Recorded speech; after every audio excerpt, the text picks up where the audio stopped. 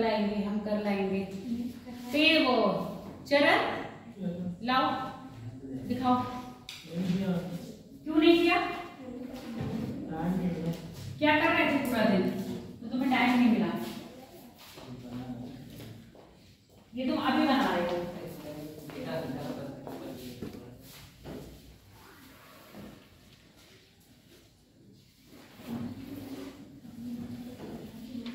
दक्षिण भारत में कहाँ पर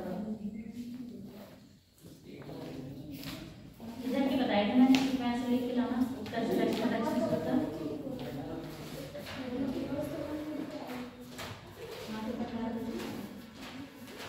लाओ कल भी होमवर्क दिखाओ सब लोग अपने पहले। अब तुम लोग को डंडा रखना पड़ेगा।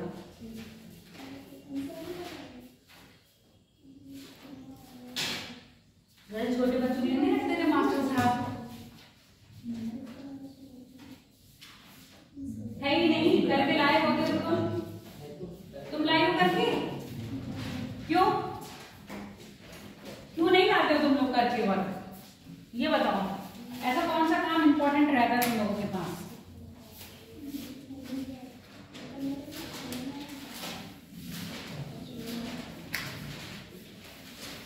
क्या नाम है तुम्हारा? फरीना। ऐसा कौन सा काम रहता है इम्पोर्टेंट?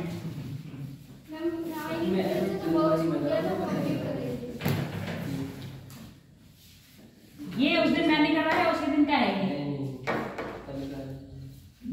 कल का नहीं है ये। बहुत कम है, बस मैं ओवर राइटिंग में मैंने थोड़ा लिखते हैं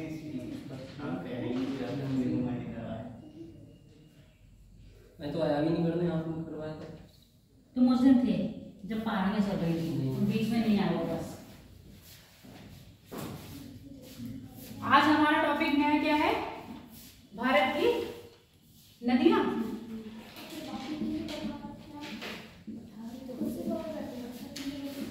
हो गए थे ना, तो कुछ रह गए थे, आपने बताया थे होमवर्क में बताया था, तुम लोग करके लाए नहीं। बघेलखंड का, तेलंगाना का, कर्नाटक का, ये पठार मैंने छोड़ दिए थे। ये तो ये अरावली सतपुड़ा में पहले करवा चुकी हूँ मैंने। बघेलखंड का दिया था, तेलंगाना का दिया था, कर्नाटक का दिया था, ये वाले पठार दिए थे, इनके बारे में आपको करके लाना। बुंदेलखंड का पठार ये करके ही लाए। ये ना छोटा नागपुर, छोटा नागपुर का पठार कल बता दिया था। मुझे खुद याद है मैंने कितना पढ़ा दिया था, कितना छोड़ दिया था। तुम लोग को इतना याद नहीं भाई? करा गया सीधे बोलो ना, नहीं करके लाए ईमानदारी से।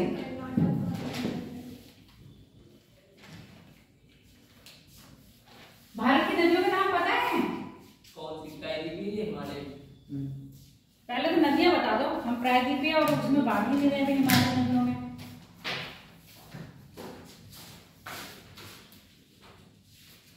और नदियों का महत्व क्या है ये बता दो।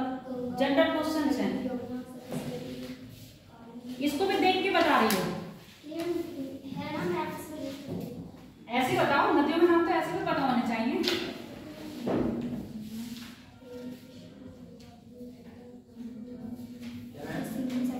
नदियों के नाम बताओ। हाँ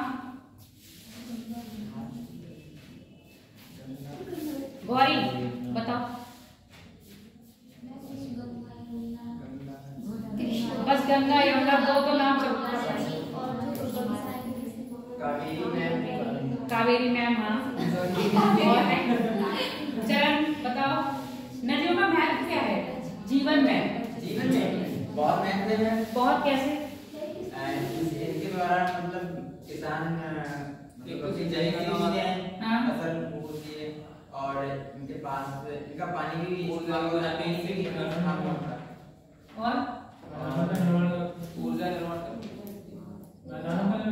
मैदानों का निर्माण करते हैं, ठीक है। और नीरज बताओ, नदियों में बनाई जाती है, बिजली भी बनाती है, हाइड्रो इलेक्ट्रिक पावर प्लांट्स लगाए जाते हैं। और क्या हो सकता है नदियों का उपयोग? राजवाह भी बनाए जाते हैं। राजवाह जैसे इलाहाबाद से हल्दिया तक बनाया ना, ये भी कोई चीज हो गई। और ट्रांसपोर्टेशन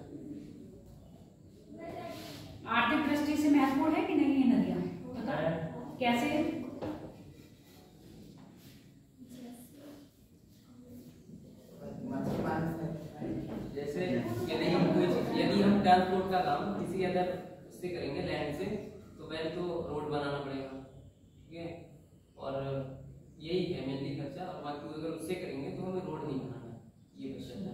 और क्या है आर्थिक महत्व नदियों का?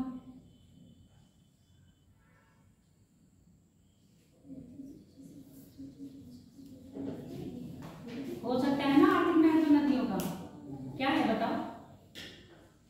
तुम इतिहास में पढ़े चले आ रहे हो, जितनी भी सभ्यता जन्मी है नदियों के किनारे जन्मी है। क्यों जन्मी है वो नदियों के किनारे? जीवन निर्वाह होता था ना। जीवन निर्वाह कैसे हो रहा है? पानी जमा कर रहे हैं, जानवर वगैरह, और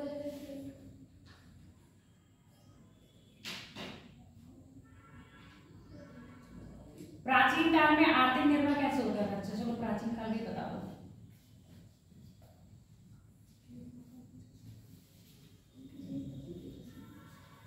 तभी हम आज की बात करेंगे, हैं? प्राचीन काल में आर्थिक निर्वाह कैसे होता था?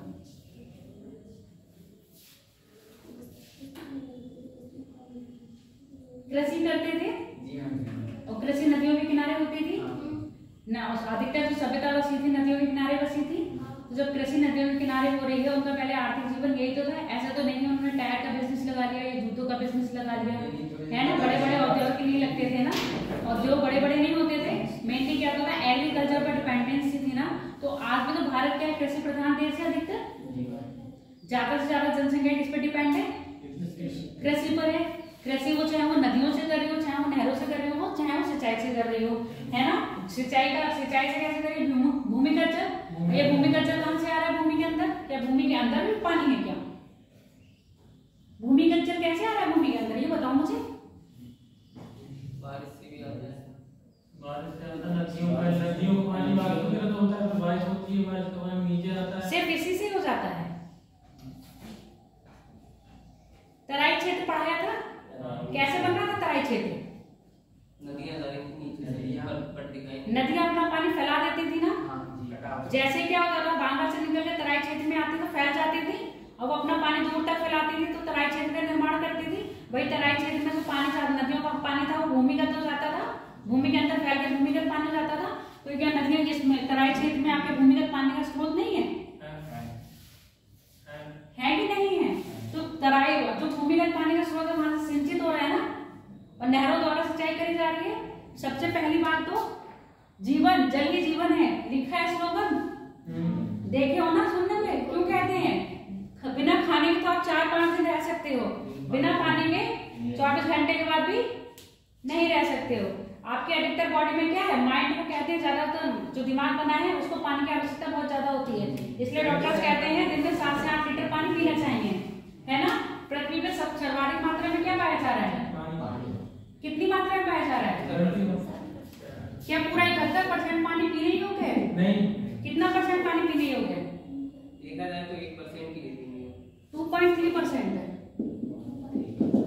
और ये 2.3% जो पानी मिल रहा है हमें कहाँ से मिलता है? वर्षा से मिलता है, नदियों से मिल रहा है। और नदियों का पानी, नदियों में पानी कहाँ से आ रहा है? पक्का ग्लेशियर से ही आ रहा है, उसके अलावा भी नहीं आ रहा है।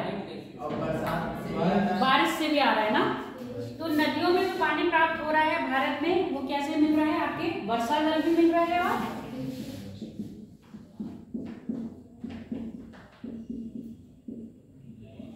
ग्लेशियर से मिल रहा है, दोनों से मिल रहा है ना। जिन नदियों को ग्लेशियर से जल प्राप्त होता है उन नदियों को हम कहते हैं सदाबहार जल, वो नदियां।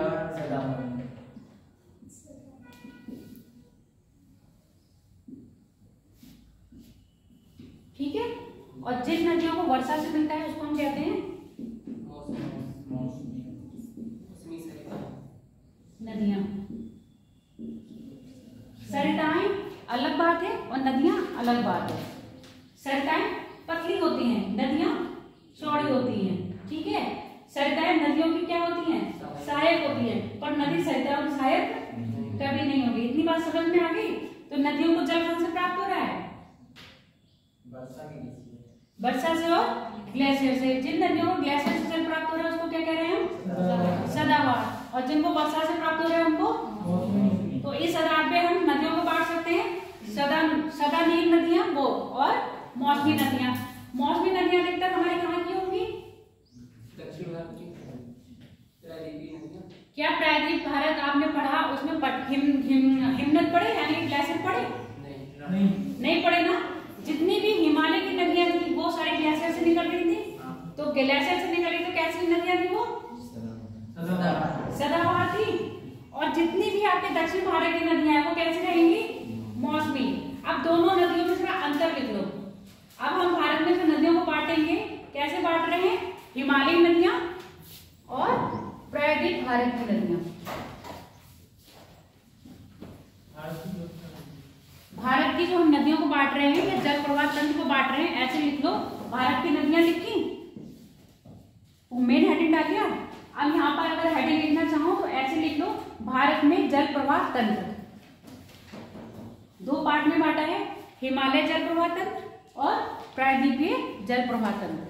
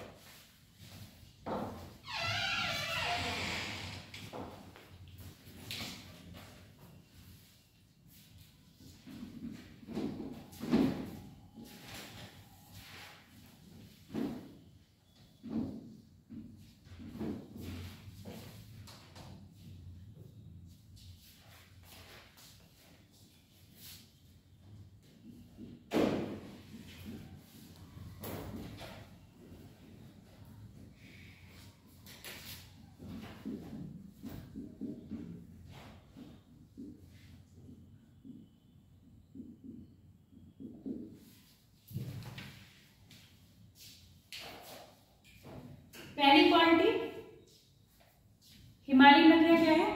सदा नीर है। सदा नीर का मतलब समझ लो, नीर मतलब जल, नीर मतलब मैंने पूछा है, नीर मतलब क्या होता है? जल। सदा मतलब हमेशा जल रहेगा। तो ये नदियां कैसी हैं? सदा नीर है। सदा नीर होने का कारण क्या है? ये अपना जल किससे प्राप्त कर रही है? हिमानी से, यानी कि ग्लेशियर से। पहले लिख लो, हिमालयी नदियों में जल ग्लेशियर द्वारा प्राप्त किया जाता है। ये ऐसे लिखो, हिमालयी नदियां अपना जल ग्लेशियर के द्वारा प्राप्त करती हैं।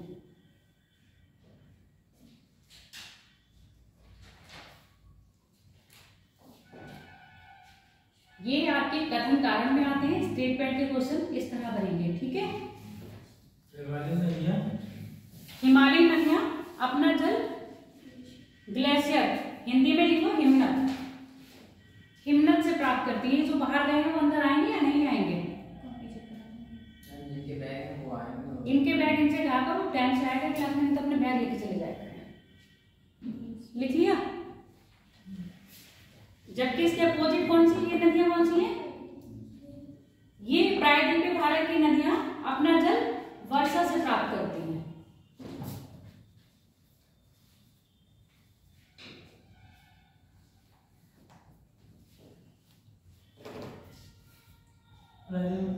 प्रायद्वीपीय भारत की नदियां अपना जल वर्षा से प्राप्त करती हैं।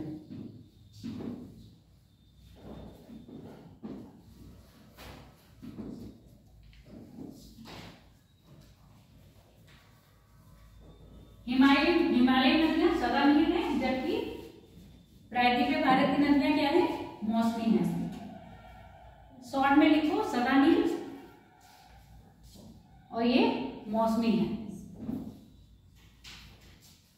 हिमनद यानी हिमालयी नदियां क्या है आपकी? सदा नीर है, और प्रायद्वीपीय भारत की नदियां मौसमी है।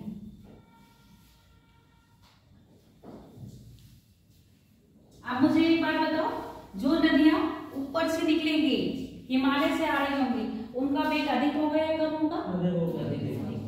अधिक होगा ना? ठीक है। तो ये हिमालयी नदियों का वेग अधिक होता है, जबकि प्रायद्वीपीय नदियों का वेग कम होगा। इस हिसाब से वो साथ भी ज्यादा नहीं, अभी सब बताएंगे, हम बताएंगे। एक ही में सारे पॉइंट लिखवा दूंगी तो कंफ्यूज हो जाओगे तुम लोग।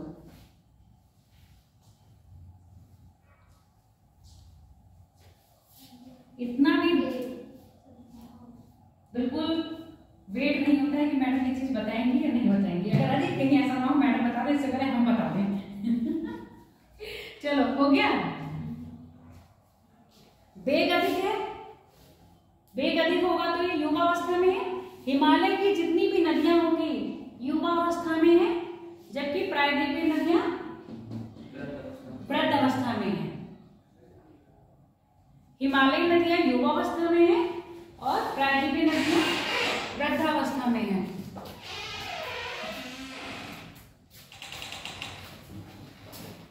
कितनी देर तक बाहर रहते थे?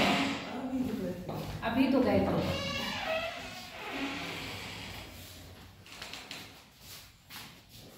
होमवर्क का है तुम्हारा है? और ये बैग किसका है डॉटेड वाला? अच्छा बोलो नहीं शांत।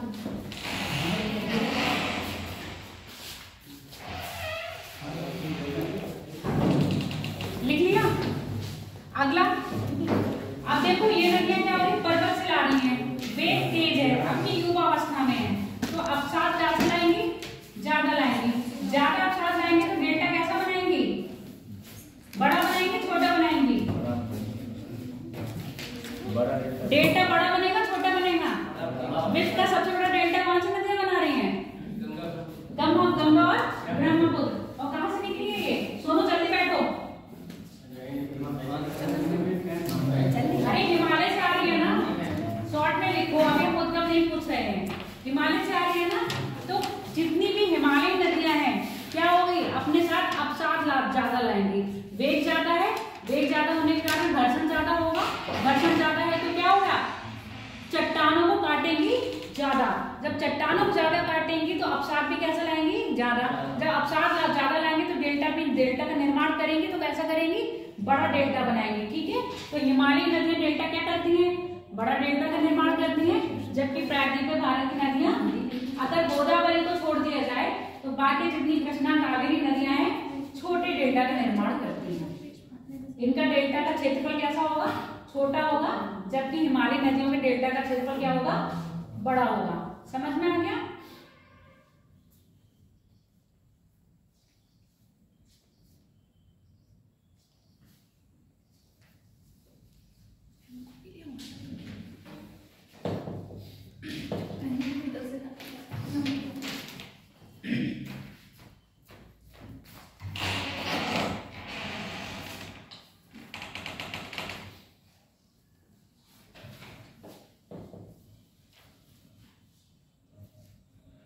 कितने पॉइंट लिखे? एक एक पढ़ो, गौरी गौरी पढ़ो, पॉइंट पढ़ो जो लिखवाए हैं। क्यों? चलो तुम पढ़ो। और जो हिमालयी नदियाँ होती है वो अपना जल ग्लेशियर से प्राप्त करती हैं, जिसलिए इन्हें सदा रेन बोलते हैं। और इनका वेग ज्यादा होता है तो ये युवावस्था में मानी जाती है, जबकि जो नदियाँ होती है एंड जो इसमें अवसाद ज्यादा होता है, चट्टानों को काट कर बनता है। जब अवसाद ज्यादा होता है तो डेल्टा बड़े होते हैं। ये हो गया हिमालयी नदियाँ। अब प्रायद्वीपीय नदियाँ ये अपना जल वर्षा से प्राप्त करती है, तो इन्हें मौसमी बोलते हैं। और इनका वेग कम होता है और ये वृद्धावस्था में बोलते हैं नदी साइड की, एंड इसलिए यहाँ पे डेल्टा का जो निर्माण है वो छोटा होता है। ठीक है, प्रायद्वीपीय भारत में हिमालयी नदियाँ अधिक गहरे गाज का निर्माण करती हैं। प्रायद्वीपीय नदियाँ अधिक गहरे गाज का निर्माण करती हैं। गाज बताया था ना,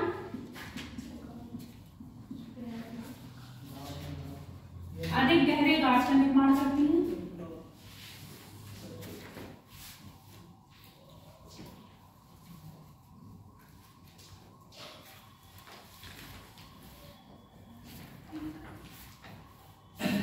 इसके अपोजिट प्रायद्वीपीय भारत की नदियां कहाँ फ्लो कर रही हैं? भ्रंश में, भ्रंश और मैदानों में प्रवाहित होती हैं। भ्रंश घाटी में, भारत में भ्रंश घाटी में प्रवाहित होने वाली नदियां कौन कौन सी हैं? 4 है कि 3 है? बताओ 4 कौन कौन सी हैं? नर्मदा, ताप्ती, दामोदर, माही नदी का कुछ भाग। माही नदी का कुछ भाग। इसलिए उसका जो कुछ भाग आता है तो हम उसको काउंट नहीं करते। पूरे पूरे मेन ब्रांच में कौन कौन सी बह रही है आपकी? नर्मदा, ताप्ती और दामोदर, जो पूर्णतया ब्रांच में होके गुजरती हैं। माही नदी का कुछ भाग को भी आपके गुजरात वाले क्षेत्र में ही आता है। समझ में आ गया? नहीं? चलो इतना पता चल गया। नदियों को हम बांट रहे हैं हिमालयी नदियां और प्रायद्वीपीय नदियां। पॉइंट क्या था? कौन सा बोला था? आखिरी वाला पॉइंट। आखिरी वाला तो मैंने बताया था बस ऐसे, जो यहाँ पर बोला था कि ये क्या है, ब्रज में बहेंगी या तो मैदानी क्षेत्र में बहेंगी, जबकि ये वाली क्या करती है आपका गाज का निर्माण कर रही है।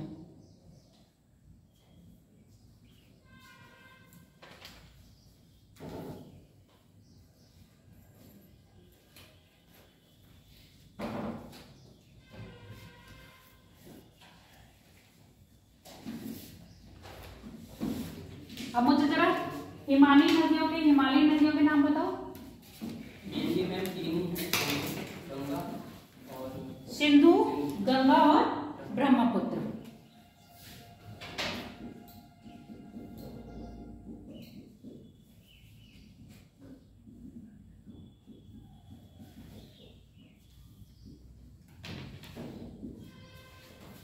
प्रायद्वीपीय भारत की नदियां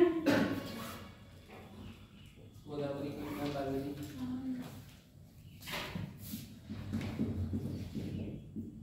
गोदावरी, कृष्णा, कावेरी, मांडवी तो इधर आएंगे। चलो बता ही दिया है तो मांडवी, ज्वारी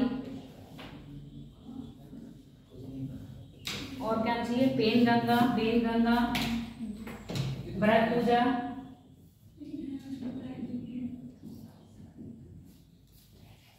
साबरमती हो जाएगी,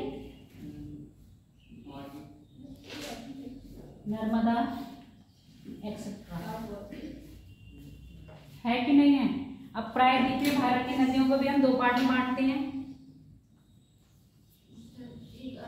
अरब सागर में गिरने वाली और बंगाल की खाड़ी में गिरने वाली नदियां। भरतपुजा, साबरमती, नर्मदा एक्स्ट्रा, ये आपकी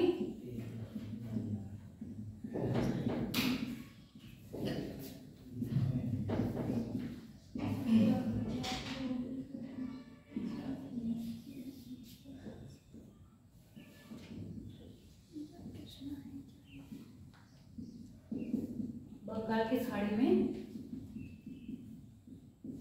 गिरने वाली। मैप लाया? वो कहाँ चला गया सैफ आज? चेक कराना है आंसर। अभी सर खड़ी है, अभी सब बैठे हैं रूम में। अच्छा, चेक कर रहे सर। वो उनकी कॉपी है ना, इसीलिए उन्हें खड़ा होना पड़ेगा, जिसके पेपर से उन्हें ले लिए। ये बना लिया स्ट्रक्चर। अब यहाँ हम तंत्र पढ़ेंगे ना, जैसे हमने सिंधु नदी, गंगा नदी और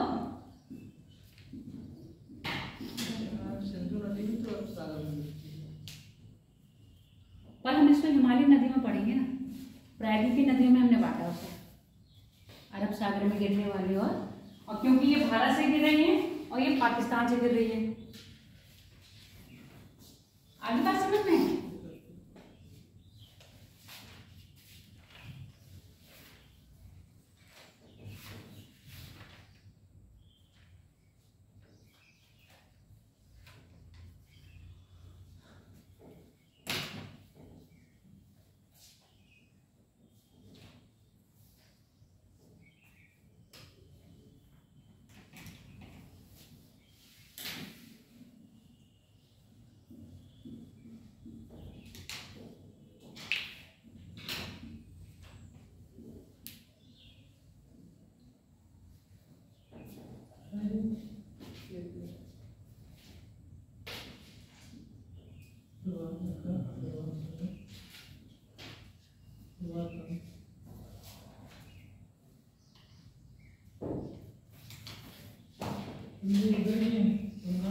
अभी शब्दावली है, इसको बताएंगे फिर आगे की बात करेंगे।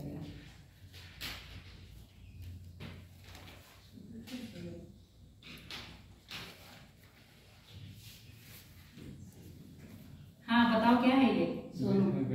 प्रभा रेखा, प्रभा तंत्र, प्रभा सजल या प्रभा सजाव, इसको कहेंगे नेटवर्क, और इसको कहेंगे सिस्टम। प्रभा का मतलब ड्रेन, ठीक है।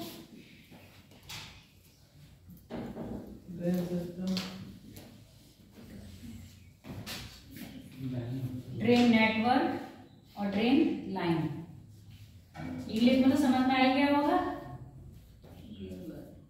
ड्रेन लाइन क्या होगी?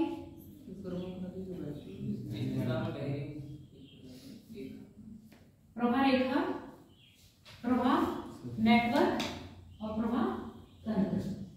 बताओ सिस्टम। प्रभा रेखा वो होगी जिसमें नदियां क्या हो रही है, सिर्फ नदी, एक नदी मान लो या दो नदी मान लो, जो एक ही रेखा में बहती है, उसको हम क्या कह रहे हैं? प्रभा रेखा, ठीक है। इस नदी में और भी नदियां, जैसे तुम कह रहे थे सरिताएं, है ना, इस नदी में और भी सरिताएं आके मिल रही हैं, उसको क्या कह रहे हैं? जाल, यानी कि आपके प्रभा जाल। सिस्टम, सिस्टम क्या होता है? कंप्यूटर सिस्टम में इनपुट आउटपुट होता है। सिस्टम उसमें कहेंगे जिसमें इनपुट भी होगा और आउटपुट भी होगा, ठीक है। हम इन नदियों का बात कर रहे हैं, गंगा, यमुना, ब्रह्मपुत्र, इनका गोदावरी ले लो, कृष्णा ले लो, कावेरी ले लो, सब क्या इनका इनपुट भी हो रहा, आउटपुट भी है। इनपुट कहाँ है और आउटपुट कहाँ है, ये बताओ। इनपुट किसको कहेंगे?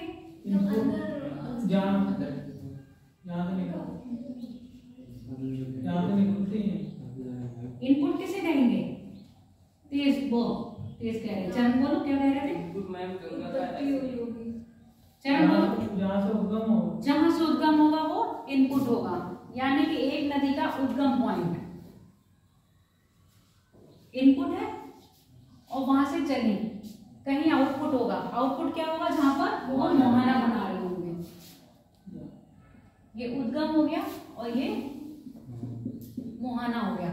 इनपुट भी हो रहा है और आउटपुट भी हो रहा है, इसीलिए बीच में कई नदियां यहाँ पर आके मिल रही हैं।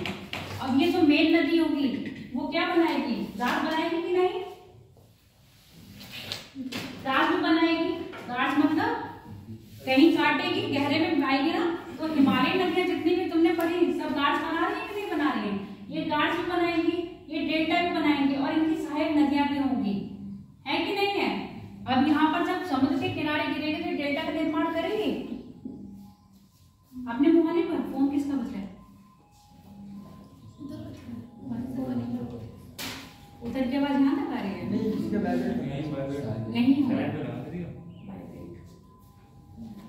चलो, अरे बाहर ही बच रहा है यार। चलो शरण का आनंद ठीक है। अब क्या हो गया? इनका इनपुट हो गया उद्गम, इनका आउटपुट हो गया मोहना।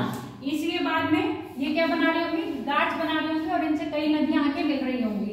जो इनकी सहायक नदियां मिल रही हैं आके, इस पूरे सिस्टम को हम क्या कह रहे हैं? आपका प्रवाह तंत्र।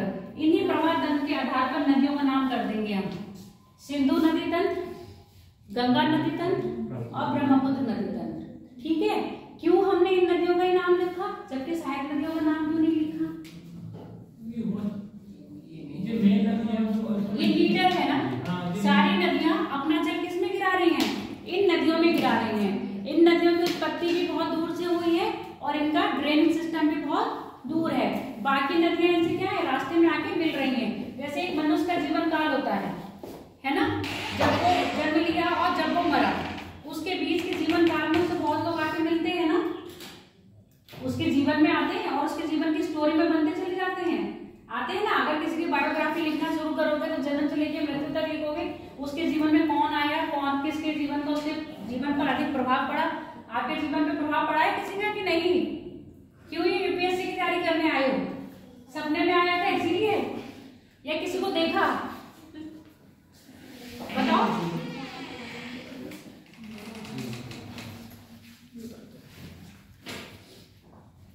किसी के जीवन का प्रभाव पड़ा? किसका पड़ा? सूरज?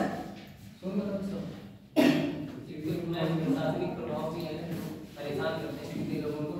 हाँ तो कभी परेशान किया है ना लोगों ने, हाँ।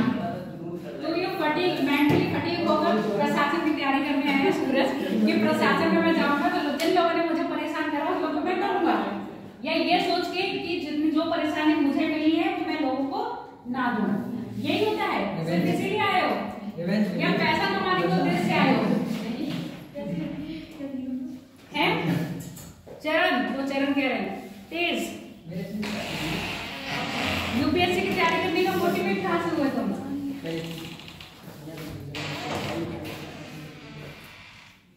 बताओ, तभी तो हम नदियों की बात कर रहे हैं। नदियों के जीवन में बहुत सारी नदियां आई हैं। गौरी, तुम गौरी हो? हाँ, बताओ तुम्हारे जीवन पे किसका प्रभाव पड़ा जो तुम यूपीएससी की तैयारी करने आई?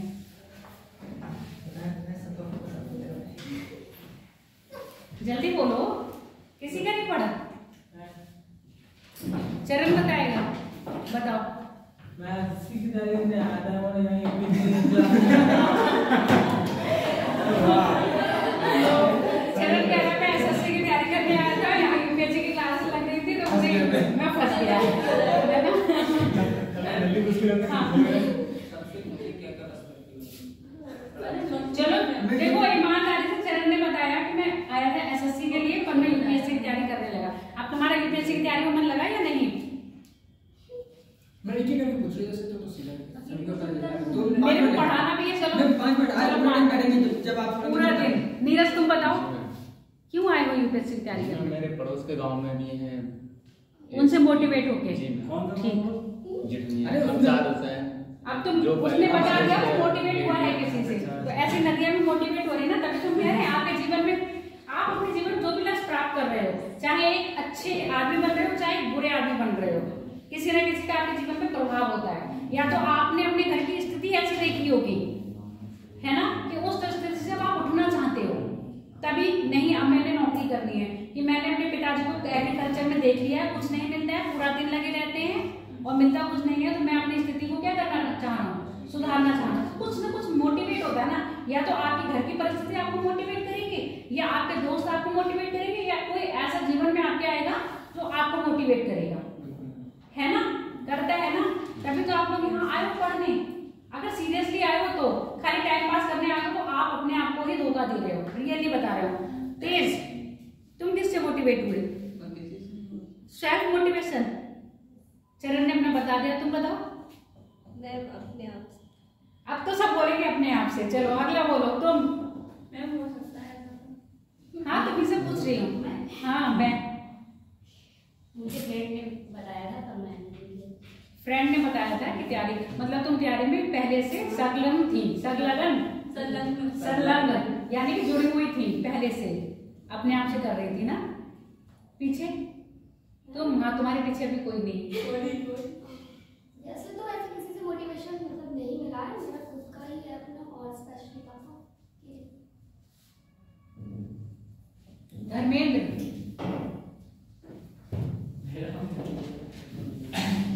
मैं हमारे रिलेशन में पहले मतलब जो रिलेशन में हमारे हमारी तो वो मतलब पहले छोटी मतलब पोस्ट पे थे, ठीक है। अब उनका जगह मैं एपीयू पे हो गया, तो इस वजह से मतलब घर में मैं गालियाँ पढ़ने लगी कि तुम क्यों नहीं कर रहे हो? मतलब वो मुझे वहाँ पे पहुँच सकती है, मतलब तो तुम ऐसे बोल रहे हो। तो फिर मैं उसके बाद तो उसमें फार्मेसी करवाना था, तो जब फार्मेसी में करा तो लास्ट ईयर था, तो तभी से मतलब 2-3 साल पहले से मतलब थोड़ा वो एक्टिव हुआ, इधर इस बार एग्जाम के बारे में थोड़ा नॉलेज वगैरह कलेक्ट करा, इंटरव्यू वगैरह देखे, सिलेबस वगैरह देखा, तो मतलब कुछ इंटरेस्ट आया।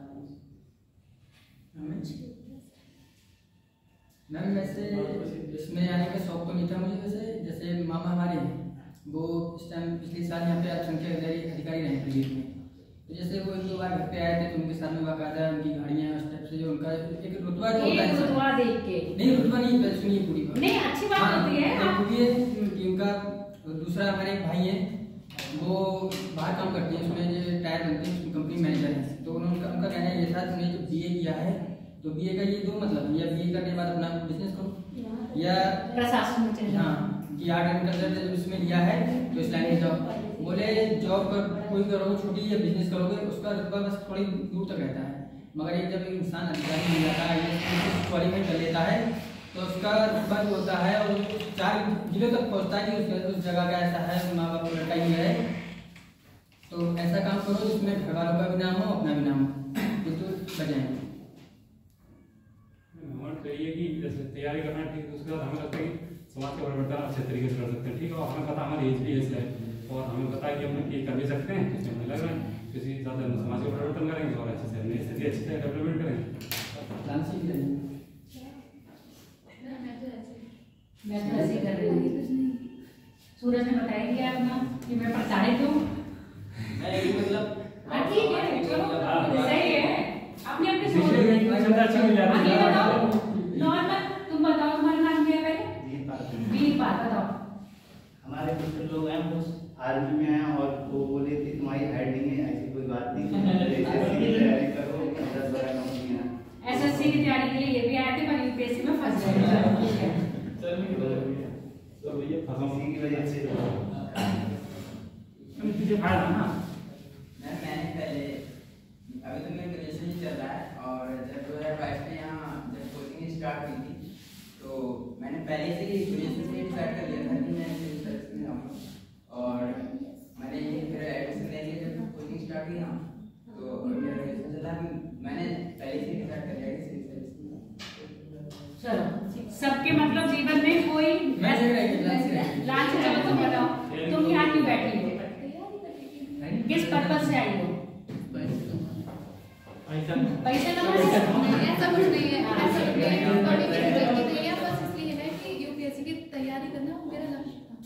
लक्ष्य था, अब नहीं रहा। सॉरी है था इसका मतलब तुम अपने 5 में पहुंच गई, अब तुम्हारा लक्ष्य कुछ और हो गया है ना? लक्ष्य है जब तक अपने लक्ष्य प्राप्त नहीं कर लो। चलो ठीक है, तो ऐसे क्या हो गया नदियों के आपका लक्ष्य क्या है? देखो नॉर्मली मैं बताऊं, जब तक मैं ग्रेजुएशन करी थी मेरा कोई ऐसा लक्ष्य था ही नहीं। रियली मैं बता रही हूँ कि मैं कभी पढ़ाना होगा या कुछ करना होगा। फिर मेरे को बीएड करवा दिया। बीएड जब करने गई थी तो मेरे यहाँ एक मैम थी शिखा बोरा, एमएड करके आई थी और नेट क्वालिफाई थी। उनको देख के मुझे लगा कि मुझे एमएड करना है, मुझे भी पढ़ाना है। फिर घर वालों से जिद करी, मतलब मम्मी को लोग बोली ना कि जैसे नॉर्मली होता है हमारे ज़माने में यही था कि लड़कियों को इतना नहीं पढ़ाना। अगर आपने ग्रेजुएशन कर लिया, यूजी पीजी कर लिया और फिर एक प्रोफेशनल डिग्री भी ले ली, उसके बाद अब आप रहने दो। फिर मैंने जिद करके एमएड कर लो, एमएड करवा दो, एमएड कर लिया। एमएड करने के बाद एक पीजी और चाहिए थी मुझे, तो फिर मैंने भी एमए कंप्लीट कर ली। उसके बाद मैंने नेट और पीएचडी में एंट्रेंस दिया, पीएचडी मेरा क्वालिफाई हो गया था, बस मैंने उसका वो नहीं दिया इंटरव्यू क्वालिफाई नहीं करा मैंने, क्योंकि मैं गई ही नहीं, क्योंकि मेरी वो नहीं बनी थी सिनॉप्सिस। ठीक है, और यहाँ पर 2017 में जब मैं पढ़ाने गई, फिर मैं जब प्राइवेट सेक्टर में पहुंची ना, जब आप जाते हो कहीं, अभी तो आप कॉलेज लाइफ में हो या स्टूडेंट हो तो आपको पता ही नहीं समाज में क्या चल रहा है। जब आप मेनली उस फील्ड में घुसते हो तब आपको पता चलता है। हम प्राइवेट संस्थान में गए, आपको 5-5, 6-6 हज़ार या 7-7 या 10-10 हज़ार के लिए पूरा दिन खून नोच रहे हैं, 1 मिनट आपको बैठने के लिए दे रहे, तो लगा कि यहाँ पूरी जिंदगी अपनी खपाना बेकार है, इससे अच्छा क्या है गवर्नमेंट जॉब लो। फिर 2017 से अपने तैयारी में आए। फिर अनु रानी आपने सुना होगा, IAS पहली रैंक आई थी, हरियाणा की थी, उनसे मैं इंस्पायर हुई थी, तब मैं अपना सिविल सर्विस की तैयारी कर। मैं भी हाँ जैसे आपने बताया पीएचडी के लिए कोई क्राइटेरिया है इसका? पीएचडी क्राइटेरिया आपका 50% होना चाहिए किस चीज कम से कम। पीजी में 50% होनी चाहिए, 50% से कम होगी तो आप पीएचडी में एंट्रेंस दे पाओगे। नहीं जैसे MJPRU का है, बाकी अगर यूनिवर्सिटी का अपने अलग अलग क्राइटेरिया होते हैं। तो अगर 50% से ऊपर है तो आप एडमिशन नहीं लोगे, आप एंट्रेंस एग्जाम दोगे, एंट्रेंस में बैठोगे, फिर एंट्रेंस क्वालिफाई कर लोगे, उसके बाद उनका आपका। अब आप लोगों ने जैसे कभी अपने पीजी में रिसर्च पेपर या रिसर्च नहीं करी होगी, थीसिस वगैरह नहीं लिखी होगी, हमने एमएड में थीसिस करी है जिसको लघु शोध कहते हैं ना, लघु शोध करिए, उसी पर आपको एक टॉपिक लिया जाता है समाज से रिलेटेड, उस पर अपने रिसर्च करनी होता है, डेटा सबमिट करना होता है और अपना जो बाद में आपके जो फाउंडिंग आती है उसको देना होता है, उसी पर सिनॉप्सिस बनानी होती है। ऐसी यूनिवर्सिटी में जब आप प्रेजेंटेशन देने जाते हो इंटरव्यू के लिए, जब आपका सिलेक्शन होता है तो अपना सिनॉप्सिस का प्रेजेंटेशन देनी पड़ती है। एंट्रेंस के बाद फिर आपको प्रेजेंटेशन देनी होती है आपके सिनॉप्सिस की। सिनॉप्सिस में रिसर्च पेपर का एक छोटा सा पार्ट होता है। पीएचडी करने से पहले होता है। आपको सिनॉप्सिस प्रेजेंटेशन करनी होती है, सिनॉप्सिस प्रेजेंटेशन को आपको मार्क्स देते हैं। इंट्रेंस तो आपने निकाल लिया, फिर जो आपका सिलेक्शन होता है वो आपका वो होता है डेमो बेस पर होता है, जिस पर आप अपना सिनॉप्सिस प्रेजेंट। और हमेशा ऐसे सिनॉप्सिस का टॉपिक ऐसे लेने चाहिए जो आपके प्रेजेंट बेस से कनेक्टेड होता है। जैसे मेरा है मेंटल हेल्थ और इमोशनल इंटेलिजेंस। अच्छा मैम, डिस्कशन है में क्या, ठीक है, उसका पीएचडी अब मैं इस पर आ जाओ, बाद में ये बात है उससे बाद में कर लेना, ठीक है। अब अपने टॉपिक पर आ जाओ। पीएचडी करना ही है, पीएचडी कर रहे हो, एक ही लक्ष्य बना लो। नहीं जैसे आगे पढ़ाई है थोड़ी ना बंद कर देंगे, मुझे बोलते रहेगी, ठीक है। अब हम बात कर रहे हैं प्रभाजा से। तुम लोगों ने क्या बताया, मेरे जीवन में पता चल गया ना किस किस का इफेक्ट रहा है। हालांकि मेरे घर में गवर्नमेंट जॉब में मेरे पापा थे और मेरे फूफा जी हैं, बाकी सब अपना प्राइवेट सेक्टर में पढ़ाई से इतना इंटरेस्टेड कोई नहीं है। मेरे भैया लोगों ने भी गवर्नमेंट के लिए बहुत तैयारी करी, पर कहते हैं ना किसी का लक होता है गवर्नमेंट में जाने का, तो किस्मत में। पर ठीक है, वो गवर्नमेंट में भी नहीं है, पर प्राइवेट सेक्टर में अपना बहुत अच्छा सिक्योर है अपना। उन्होंने फिर देखा बहुत है, अब बहुत ज्यादा। हाँ इतना ही लगभग 1-1.5 लाख रुपए पड़ता है। अच्छा प्राइवेट भी कोई करना, क्योंकि अपना उन्होंने बीसीए गवर्नमेंट होता है, एक होता है रुतबा होता है। अब जब आप किसी प्रशासन, अब आप एक डिस्ट्रिक्ट के डीएम हैं तो आपको पूरा जिला जान रहा है, ठीक है, उसके बाद दूसरा जिला भी जान रहा है, जानते हैं नहीं। अगर आपने अच्छा काम कर लिया, सभी जानते हैं, आपने अच्छा काम कर लिया तो आपको इंडिया लेवल पर भी क्या होगा, आपका नाम होगा कि नहीं होता है। ये चीज है। आम आदमी तो आम जीवन तो सब जी रहे हैं, जिसको सिर्फ परिवार वाले या आपके आसपास के कॉलोनी वाले जीवन ऐसा जियो जो मिसाल बन जाए, है ना। जब आप दुनिया से जाओ तो आपके पीछे पूरा काफिला चले।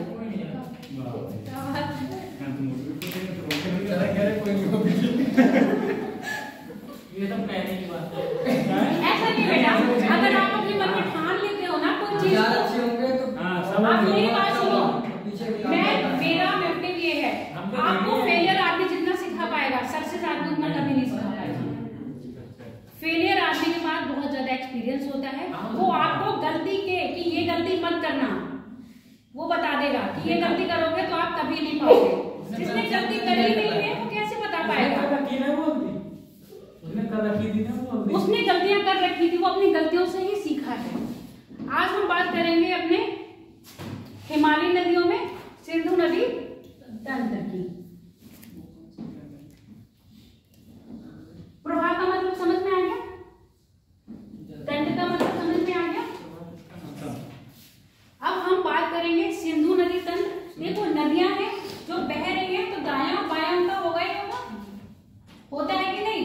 तो किसी भी नदी की सहायक नदी होंगी। अब ये नहीं है आपके एक ही तरफ दोस्त होंगे दूसरी तरफ दोस्त नहीं होंगे, दोनों तरफ दोस्त होंगे ना। तो नदियों के दोनों तरफ से आगे भी नदियां मिलती हैं, ठीक है। अब जैसे हमारी सिंधु नदी कहाँ से निकल रही है बताओ, गोखर्चू ग्लेशियर। गोखर्चू ग्लेशियर कहाँ है आपका, तिब्बत। क्या बोल रहा है भूत,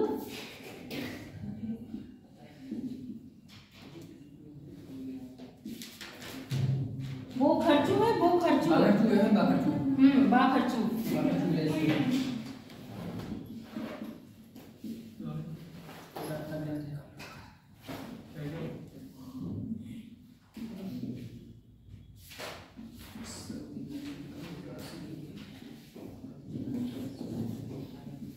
बाखर्चू ग्लेशियर तिब्बत से निकल रही है। अब ये तिब्बत से निकल के भारत में प्रवेश करती है कहाँ,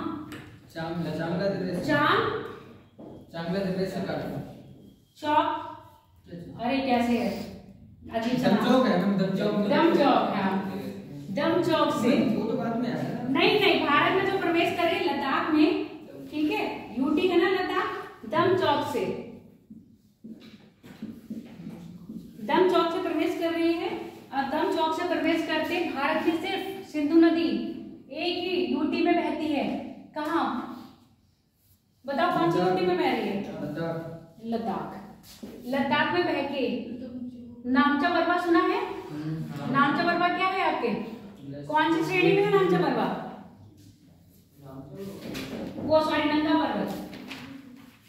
नंगा पर्वत कौन सी श्रेणी में है? बृहद हिमालय की सबसे पश्चिमी। और बृहद हिमालय के नामचा बरवा से होके कहाँ आ जाती है? आपके पाकिस्तान में एंटर करती है। समझ में आ गया? नामचा बरवा के वो सॉरी नंगा पर्वत लिख देने तो बार बार हम बोलते रहेंगे। अगर पाठ बना पा रहे हो तो बना लो, नहीं तो क्या करोगे? नेट पे फोटो लेना, प्रिंट निकालना या उसी से देख के अपना बना लेना। ठीक है, अगर यहाँ बना पा रहे हो तो बना लो।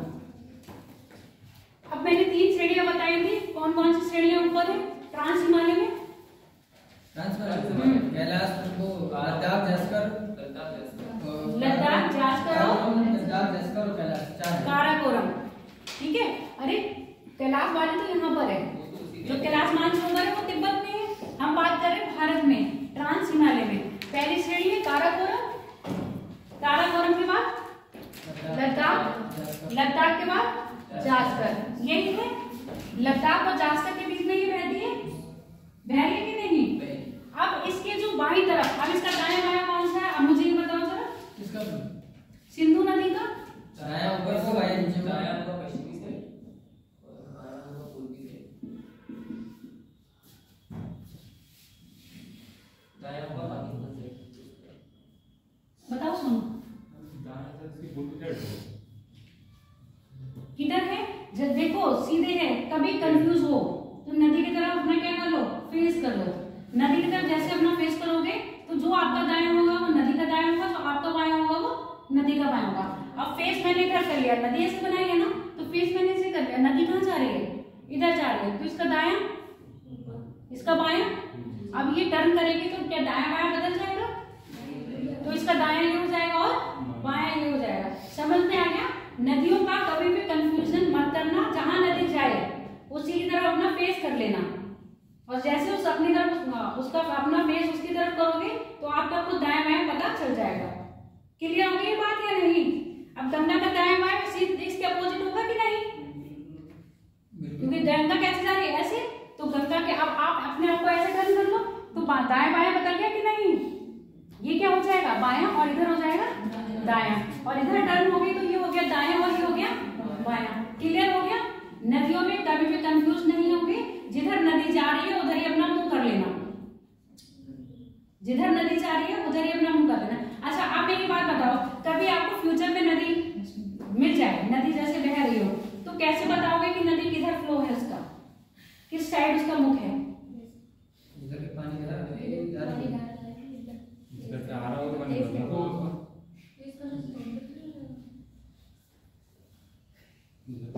हाँ बताओ क्या कह रहे हो? मैं तो ये कहना चाह रहा हूँ कि जिधर से पानी आ रहा है, इधर की मैम पानी धारा होगी, इधर से जाएगा ना। हाँ, फ्लो उधर है, यही कह रहे हैं।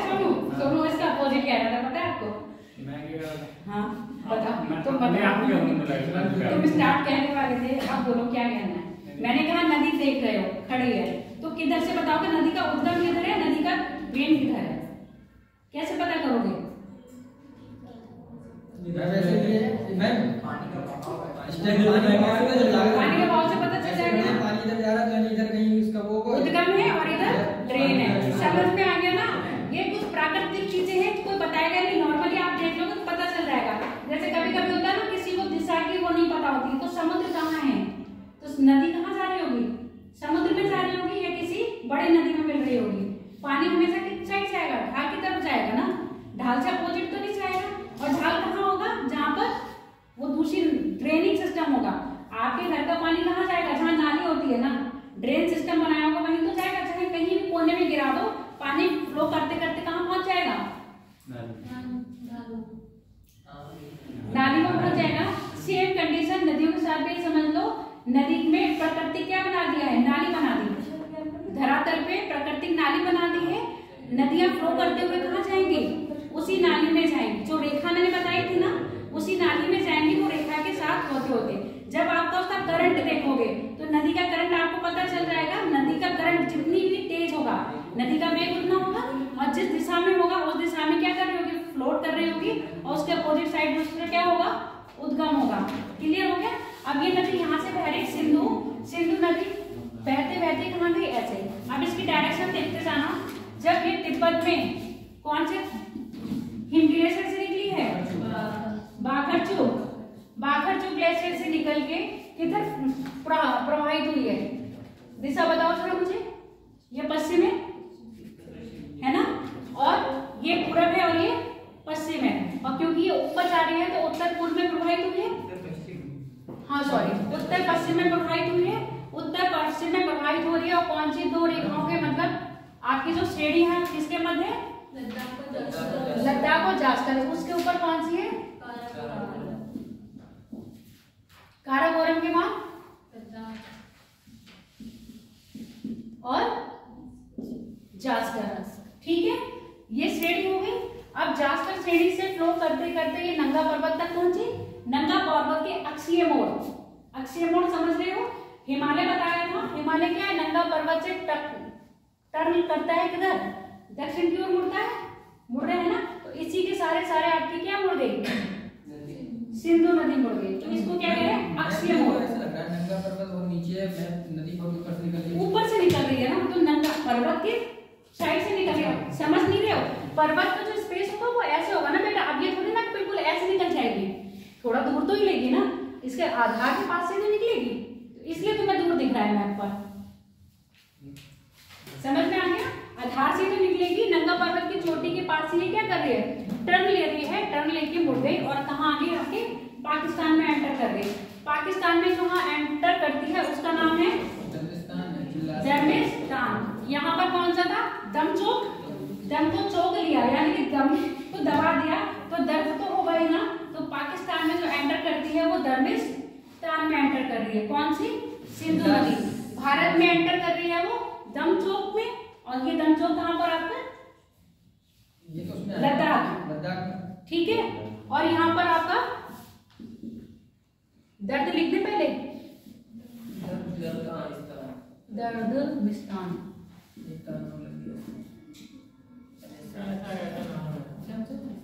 दमचौक भारत में है और ये पाकिस्तान में है।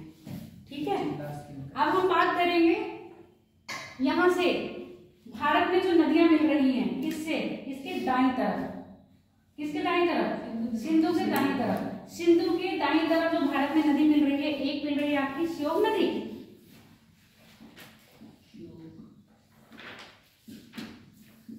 श्योक की सहायक नदी है नुब्रा,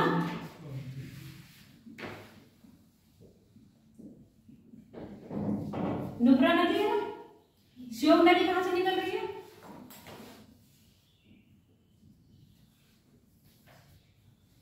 और नुब्रा नदी कहां से निकल रही है, नुब्रा नदी निकल रही है सियाचिन ग्लेशियर से।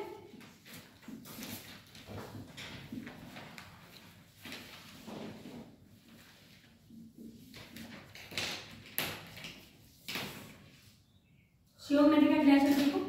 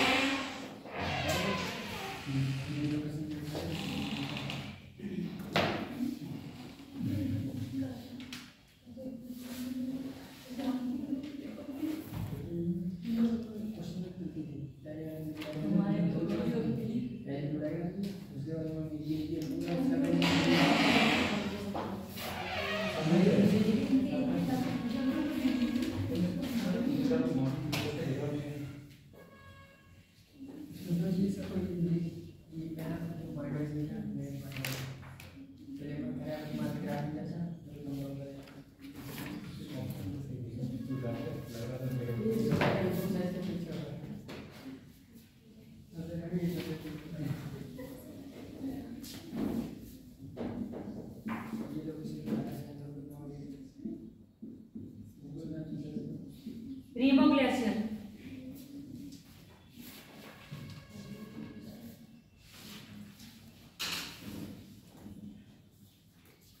नुब्रा सियाचिन से, और श्योक ये किसकी सहायक नदी है? श्योक की। इतना ऊपर बना लिया। इसको ना अलग से ऐसे बनाओ, थोड़ा छोटे में बना लो। ये बना ली सिंधु नदी, ठीक है। ये बना ली श्योक नदी, ठीक है। और ये बना ली आपने नुब्रा नदी। समझ में आ गया? वो तो मैंने आपको दिखाया, शॉर्ट में ऐसे बनाओ। ये आपकी सिंधु नदी है, ये आपकी श्योक नदी है, श्योक, और ये आपकी नुब्रा। ग्लेशियर के नाम यही लिख लो। ये कौन सा है? सियाचिन। और ये कौन सा है?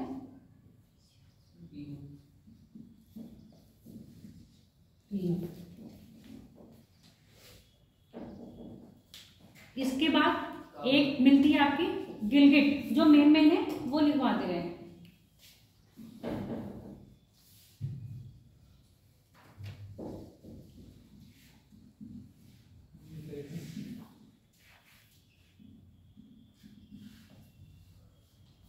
गिलगिट का नाम सुना होगा ना, बहुत सुना है। गिलगिस्तान, बालिस्तान, बलूचिस्तान तो उधर है पश्चिम में। बालिस्तान, क्या है?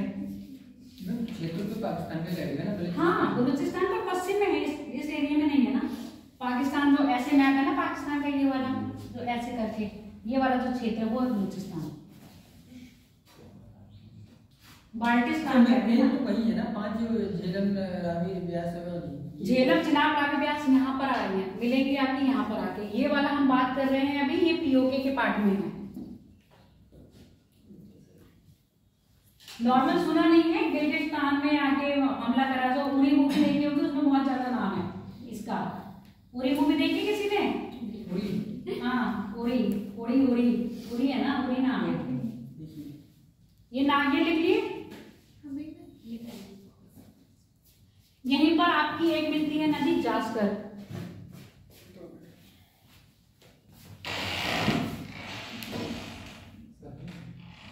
पहले मैप बना लो, उसके बाद लिखवा देंगे, ठीक है।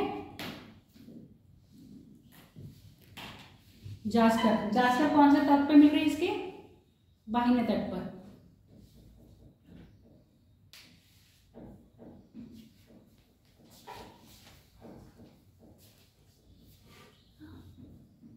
क्या वो कर रहे हैं? बस मिटा दीजिए। वो मैंने छोटा इसलिए बना दिया है।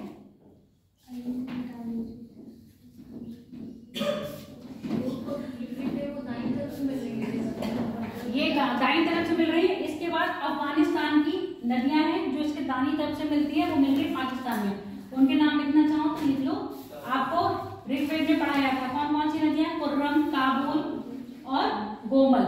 ये नदियां हैं, ये अफगानिस्तान की नदियां हैं जो इसके दाहिने तट पे मिलती है, सिंधु में। और कहाँ पे मिल रही है? आपके पाकिस्तान में। अफगानिस्तान की नदियां हैं, लिखना चाहो तो नाम लिख लो। अफगानिस्तान की नदियां जो सिंधु नदी से पाकिस्तान में उसके दाहिने तट पे मिलती है।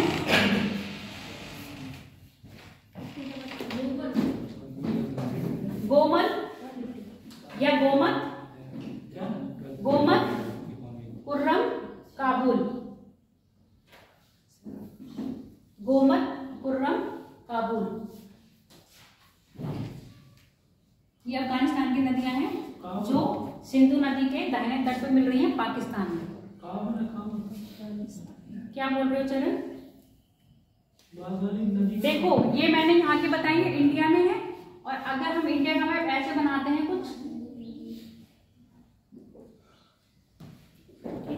तो यहाँ पर अफगानिस्तान लग जा रहा है आपका, ठीक है। अफगानिस्तान की नदियां हैं कुर्रम, काबुल और गोमल। ये 3 नदियां हैं। ये 3 नदियां ऐसे मिलती हैं सिंधु से पाकिस्तान में। इन नदियों के बारे में पढ़ना है, बस ये है कि दाहिनी तरफ से मिल अफगानिस्तान की नदियां हैं और मिलती कहाँ है आपके सिंधु में, पाकिस्तान में आके। और कौन से तट पे मिल रही है, दाहिने तट पे। भारत में दाहिने तट पे मिलने वाली कौन कौन सी नदियां हैं इसकी, एक श्योक की सहायक नदी कौन सी होगी, नुब्रा। नुब्रा घाटी में क्या है आपका, सियाचिन ग्लेशियर, ठीक है। सियाचिन ग्लेशियर किसमें, लद्दाख श्रेणी में आता है, काराकोरम श्रेणी में नहीं आता है, कुछ बातें याद रखना। और नुब्रा घाटी जो आप सियाचिन ग्लेशियर जाते हैं ना, भारत की नौसेना, वो भारत की नौसेना कह रहे हैं, कौन सी सेना जाती है, थल सेना, नुब्रा घाटी से ही होते हुए जाती है। उसके अलावा रास्ता भी नहीं है सर दूसरा? नहीं।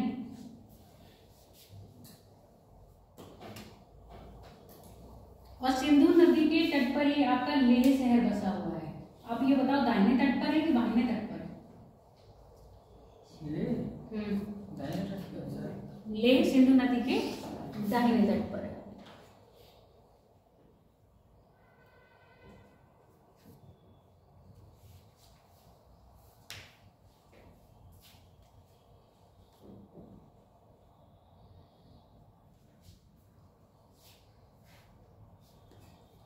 जितनी भी हमारी पंचनद है, पंचनद में कौन कौन सी नदियां आ रही है,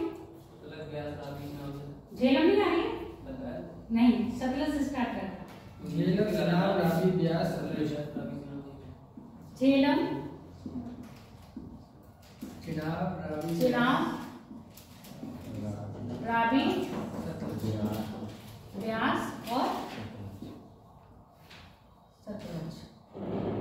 क्लियर हो गया, ये 5 नदी 1 2 3 4 5 है। प्रोजेक्टर से क्यों नहीं पढ़ा रहे, उस टाइम ये नदियां उससे अच्छी रहती है। प्रोजेक्टर लैपटॉप मेरा खराब है, बताया तो था, इसके प्रोजेक्टर से नहीं पढ़ना है। सुने क्यों, ये था नहीं ना, इतने दिन आया नहीं था, स्टार्टिंग में बता दिया था लैपटॉप खराब है। तुम लोगों का पेपर भी बड़े मुश्किल से बन पाया था मेरा। झेलम, आप सुनो, सिंधु का क्या है, उद्गम यहाँ पर था तिब्बत में। सिंधु के बाद एक सतलज है जिसका उद्गम क्या है, तिब्बत में, ठीक है। मानसरोवर के पास एक झील है, राकस ताल। राकस ताल से किसका उद्गम है आपका, सतलज का। भारत की एकमात्र ऐसी नदी जो पंजाब में दी जाती है, जिसने कसम, वो पाकिस्तान में दी जाती है, जिसने कसम खाई है मैं भारत में ही जी हूँ और भारत में ही मरूंगी, मैं किसी दूसरे देश में नहीं जाऊंगी। वो एकमात्र नदी कौन सी आपकी, ब्यास। और ये ब्यास नदी का उद्गम कहां से आपका, ब्यास कुंड से। रावी, चिनाब और झेलम, ये 3 नदियां, ये 2 नदियां हैं, मतलब ये आपकी जो 3 नदियां हैं, रावी, ब्यास और सतलज, इनका उद्गम हिमाचल प्रदेश में है। अभी बताएंगे कहां कहां पर है। झेलम का जम्मू कश्मीर, समझ में आ रही है बात। एक नदी है जो कहां से निकल रही है, जम्मू कश्मीर से। इन तीनों नदियों का उद्गम कहां से, हिमाचल प्रदेश से। सतलज का उद्गम कहां से, तिब्बत राकस ताल से। एकमात्र ऐसी नदी जो किसका अपना जल कहां गिरा रही है, भारत में ही निकलती है और भारत में ही विलीन हो जाती है। हिमाचल से निकलेगी और पंजाब में विलीन हो जाएगी, ठीक है। बाकी जितनी भी नदियां हैं, चाहे झेलम हो गई, रावी हो गई, ब्यास हो गई, सतलज, ब्यास का अपना पानी किसमें डालते हैं, सतलज में। सतलज, रावी और झेलम ये अपना पानी कहाँ डालती है, चिनाब में।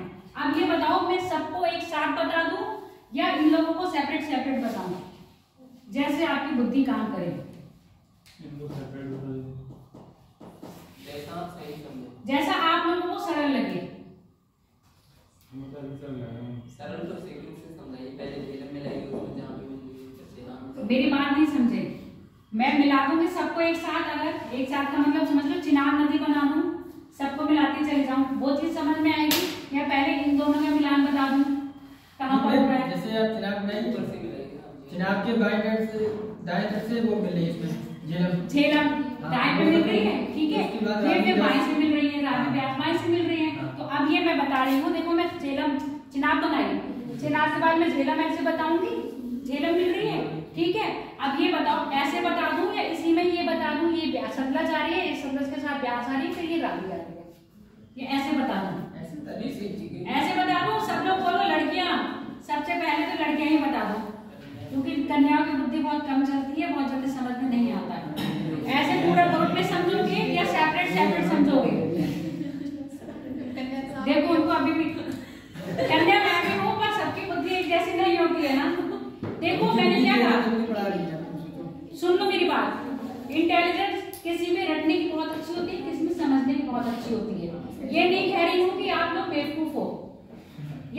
बहुत इंटेलिजेंट हो। समझ में आ रहा है? लड़कों में समझने की बुद्धि बहुत अच्छी होती है, जबकि लड़कियों में रटने की बुद्धि बहुत अच्छी होती है। किसी में एक बार में कैचिंग पावर बहुत अच्छी होती है, एक बार में चीज समझ लेती है, किसी को 1000 बार समझाओगे बुद्धि, मतलब किसी ने कह दिया आप मूर्ख हो तो मूर्ख नहीं हो गए। इंटेलिजेंट के बहुत पार्ट होते हैं, तो ये जरूरी नहीं कि आप किसी एक में कम हो तो दूसरे में ज्यादा होगे, और लड़के एक में कम है तो एक में। लड़के अपने आप को ये ना समझे तारीफ हो रही है उनकी तो वो बहुत होशियार है।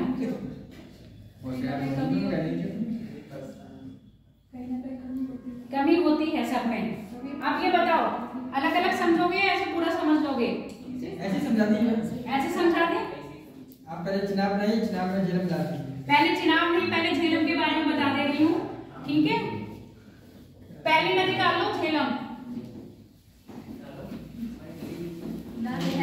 हेडिंग डाल दो, लिखते भी जाओ और मैप में समझते भी जाओ। मैम हाँ, इन नदियों के साथ में जो परियोजनाएं हैं वो भी साथ में कर दीजिए। साथ में बता दो। हाँ साथ में, बाद में नहीं याद रहेगा। चलो फिर तो ये लड़कियां और कंफ्यूज हो जाएंगी।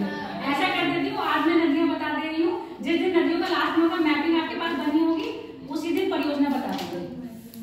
झेलम के बारे में लिखेंगे तो एक पॉइंट उसमें ये भी जुड़ जाएगा। दुर्हस्ती सबसे लिखवा देंगे। चलो ठीक है। पहली बात, झेलम नदी का उद्गम कहाँ से हुआ? जम्मू कश्मीर राज्य शेषनाग झील के पास है, ठीक है? आप सुन लो ऐसे, पहले मैं मैप बना रही हूँ और लिखते भी जाना। ये उद्गम बनाया, शेषनाग झील बनाई, बेरी नाग के पास झील का नाम है शेषनाग। बनाते जाओ, बनाना चाहो तो। शेषनाग से निकल के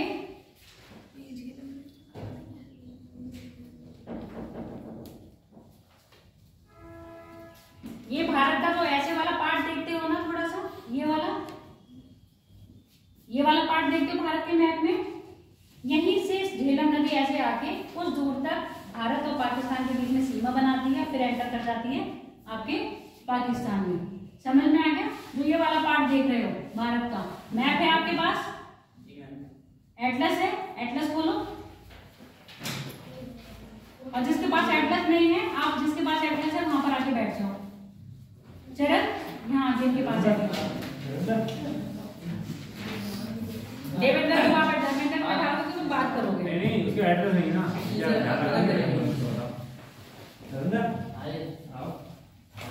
देख लिया? ये वाला जो पार्ट है यहाँ पर भारत और पाकिस्तान के बीच में सीमा बना रही है कुछ दूरी तक, ठीक है? यहाँ पर है मुजफ्फराबाद या मुजफ्फरनगर, शायद मुजफ्फराबाद है।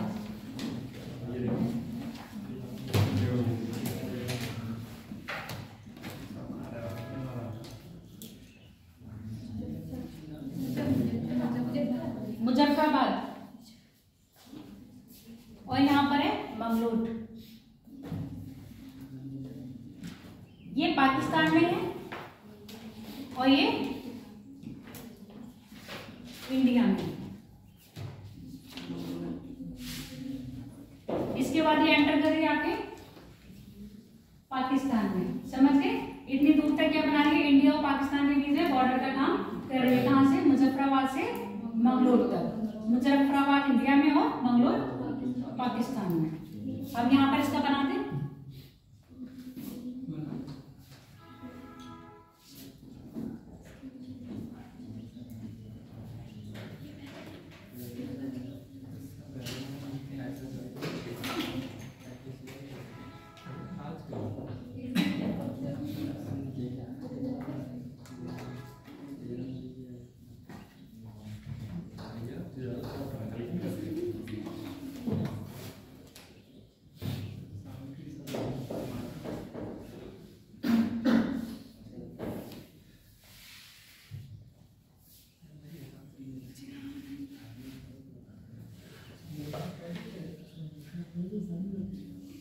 क्या कह रहे हो? पता नहीं क्या कह रहे थे। क्या बोल रहे हो? बोलो। अरे आवाज नहीं आ रहा है।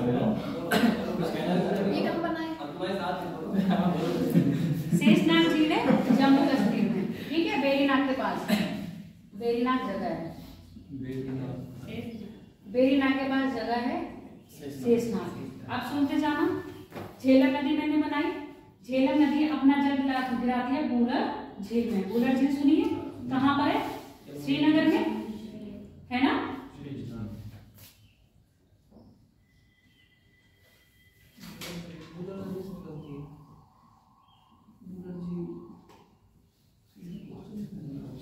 और बूलर झील एक गोकुर झील का उदाहरण है। गोकुर झील मतलब समझ में आता है आप लोगों को? गोकुर झील, हाँ, क्या होती है गोकुर झील? बताई हूँ, अभी मैदान पढ़ाए थे तब भी बताए थे। गोकुर झील वो झील होती है जब नदियाँ क्या होती है, पहाड़ी क्षेत्र से घाटी या मैदान के क्षेत्र में आती है तो क्या होती है, लहराती है, विसर्ग करती है। विसर्ग करते हुए अपने मार्ग को क्या करती है, अवरुद्ध करती है। मार्ग को अवरुद्ध करने के बाद वो क्या करती हैं, एक जगह झील का निर्माण कर देती हैं। अब जैसे बूलर झील बनाई है, अब झेलम नदी जब ये आई होगी तो विसर्ग करी होगी ऐसे ऐसे करके, ठीक है, ऐसे ऐसे करके इसने अपना मार्ग क्या कर दिया, अवरुद्ध कर दिया। अब इसने ये क्या बन गया, ये झील बन गई। अब ये कैसे बहेगी, समझ में आ गया? ये मार्ग को अवरुद्ध करके इसने झील का निर्माण कर दिया, ये झील बनी जो गोकुर झील बनी। तो बूलर झील, झेलम कहाँ जा रही है, बूलर झील, बूलर झील से फिर बहती है, फिर फ्लो करती है। अब झेलम की भी सहायक नदियां हैं, कौन कौन सी हैं? क्यों नहीं पता, बताओ। किसकी बन गई झेलम की? हमको अस्करी को अस्करी इसकी नहीं है, वो तो अफगानिस्तान की, इसमें इनके नाम है, ऋग्वेद के नाम है अस्करी और ये सब। सिंध नदी की है, सिंध, एक सिंध आपकी इसमें पड़ रही है, जमुना की सहायक नदी है। एक सिंध नदी आपकी किसमें है, झेलम की सहायक नदी है। तो झेलम से कहाँ मिल रही है आपके, झेलम के दाहिने तट पर आके मिलती है। और कहाँ मिल रही है आपकी, श्रीनगर, श्रीनगर नाम सुना है, बहुत सुना होगा ना। श्रीनगर के बाद सिंध नदी कहाँ मिल रही है आपके, झेलम में, जो इसकी क्या है आपकी सहायक नदी है। बनाना चाहो तो बना लो, वरना जब इसका नाम लिखोगे जहाँ पर इसके बारे में लिख रहे हो झेलम के बारे में, वहीं पर इसकी सहायक नदी लिख लेना। सिंध नदी है जो कहाँ मिल रही है आपके, श्रीनगर के पास।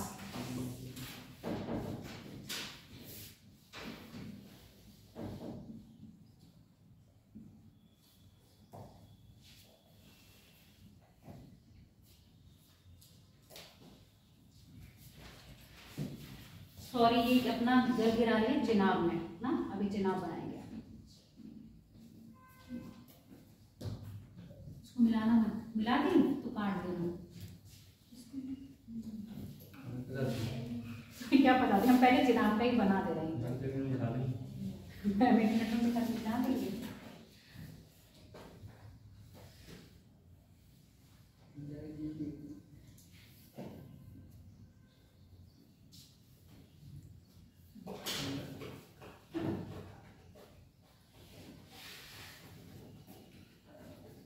कौन से स्थान पे मिलती है ये पाकिस्तान में, चिनाब से कौन से स्थान में मिलती है झेलम?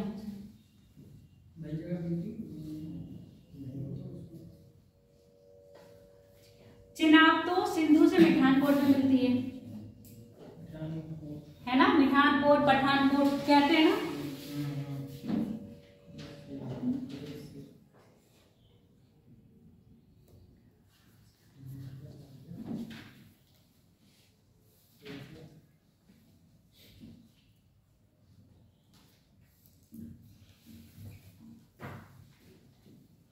नहीं पता,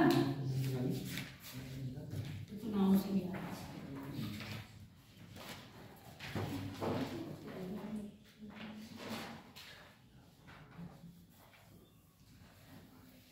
मैंने इतना डीपली पढ़ा नहीं है, हमने वही नदी पढ़ी है जो जिसका उद्गम भारत में होगा, सिंधु नदी से मिली है, वही पढ़े हैं। और अन्य देशों की जो है अगर मिल गई सिंधु नदी को पढ़ा नहीं है।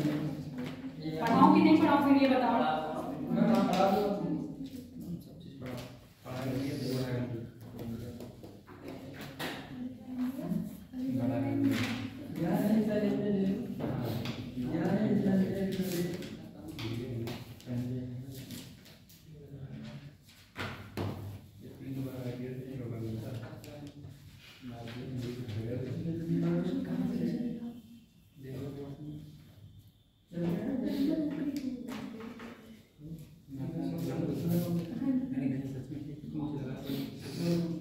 एक तो अजीब अजीब पाकिस्तान,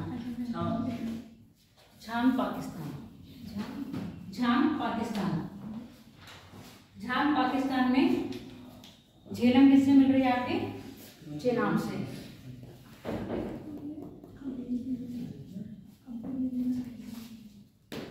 झेलम हो गई, झेलम के बाद चेनाब। चेनाब कहां से निकल रही है? चेनाब दो शाखाओं से मिलकर बन रही है। झेलम को और लिख लो, दुलहस्ती बांध कहां बन रहा है आपका? जम्मू कश्मीर राज्य में। तुम कह रहे थे ना बांध लिखवा दो, मैंने कहा लास्ट में लिखवाएंगे। दुलहस्ती, सलान और मल्हार, ये तीनों कहां पर है? ये तीनों परियोजनाएं किस पे चल रही है आपकी? झेलम पर। नहीं भाई, ये तो तीनों चुनाव पे हैं। झेलम पे तुलबुल परियोजना। तुलबुल, ठीक है, लिखो तुलबुल परियोजना झेलम। ऐसे ही पॉइंट में लिख लो, यहां मत बनाओ। तुलबुल परियोजना और दुलहस्ती, सलाल, बलिहार, ये सब कहां पर है आपके? चिनाब। अब चिनाब सुन लो, ये कहां से निकल रही है आपकी? ये आपके दो धाराओं में बनाई है ना, एक चंद्र और एक भागा। चंद्र भागा, इन दोनों की संयुक्त धारा को चंद्रभागा या चेनाब कहते हैं। और ये कहाँ मिलती है? केलांग, हिमाचल प्रदेश में है। केलांग नाम स्थान पर चंद्रभागा, चंद्र और भागा दो धाराएं, दो नदियां हैं। ये इसका उद्गम है चंद्रताल, इसका उद्गम है बाड़लाचा।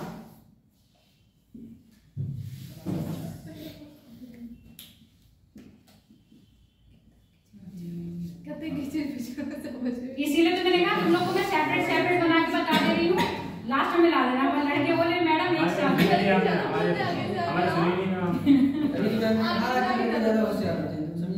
इसीलिए तो मैंने कहा कि मैं अलग अलग बता दूं, तुम लोग बोले नहीं एक साथ बता दो। मैंने आप सुन लो, चेनाब नदी दो धाराओं से मिलकर बनी है, चंद्र और भागा। चंद्र नदी का उद्गम जो है वो चंद्रताल से है और भागा नदी का उद्गम जो है वो बड़लाचा धारा, सुना है आपने हिमाचल प्रदेश में, उसके पास से है। दोनों की संयुक्त धारा केलांग में मिलती है। आके कहाँ मिल रही है? केलांग।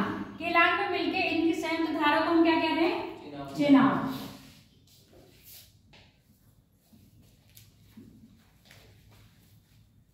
अच्छा, झेलम की एक सहायक नदी भी है, नाम बहुत फेमस है, किशन गंगा। किशन गंगा, और किशन गंगा झेलम से मिलती है पाकिस्तान में। और कहां से मिलती है? इसके दाहिने तट से।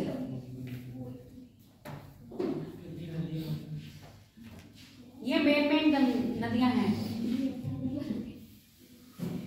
किशन गंगा, किशन गंगा को भारत में किशन गंगा कहते हैं और जबकि इसको पाकिस्तान में कहते हैं नीलम नदी। हाँ, पाकिस्तान में इसका नाम है नीलम।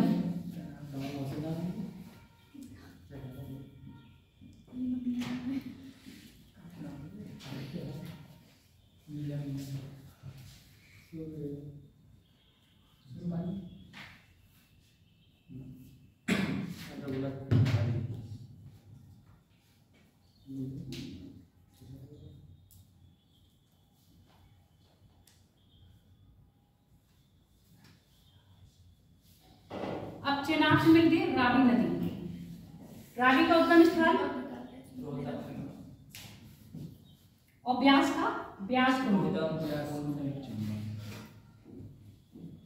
अब इसको यहाँ समझ लो पहले सेपरेट में, उसके बाद यहाँ बना लेना। इसके बाद कौन सी आपकी? ब्यास नदी। ब्यास नदी का जो उद्गम है रोहतांग दर्रा, सुना है? रोहतांग दर्रे के पास हिमाचल प्रदेश से।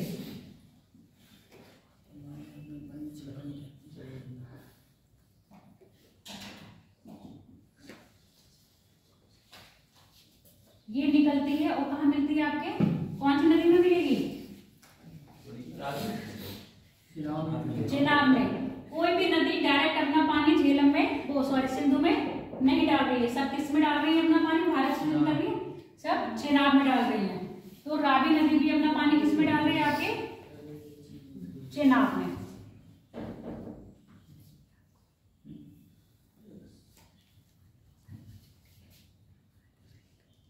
पहले तुम लोग मैप बना लो, उसके बाद लिखवा देंगे, ठीक है।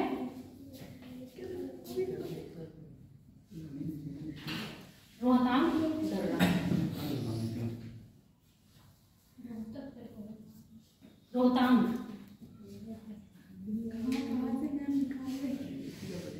कहाँ से मैम निकाल रही हैं?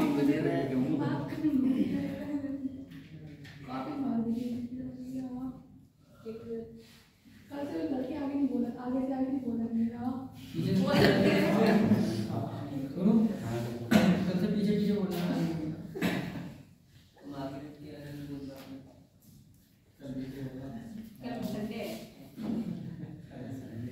कल डांस आएगी बस।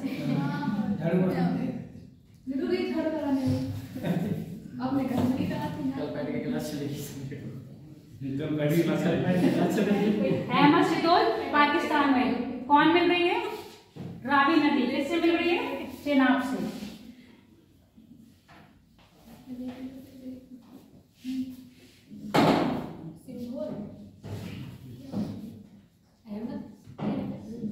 अहमद शितोल पाकिस्तान। ये रोहतांग दर्रा तो मैंने बताया। अब ये रोहतांग दर्रे के पूरब से निकल रही है, पश्चिम से निकल रही है? पश्चिम में, ठीक है, पश्चिम में निकल रही है और कुल्लू घाटी के पास से, यानी कि कुल्लू घाटी में ग्लेशियर है ना, कुल्लू ग्लेशियर, वहां से निकल रही है। पर ये कुल्लू घाटी में ना जाके चंपा घाटी में बहती है। चंपा घाटी में बहती है। कौन सी नदी? रावी। आप सुन लो, ब्यास और सतलज नदी। यहीं पे बना दी ब्यास और यहीं बना दी मैंने सतलज। ब्यास नदी भी कहाँ निकल रही है? रोहतांग दर्रे के पास से, जबकि ये पश्चिम से निकल रही है और ये पूर्व से निकल रही है। कौन सी नदी है ये? ब्यास। और क्या है? ब्यास कुंड।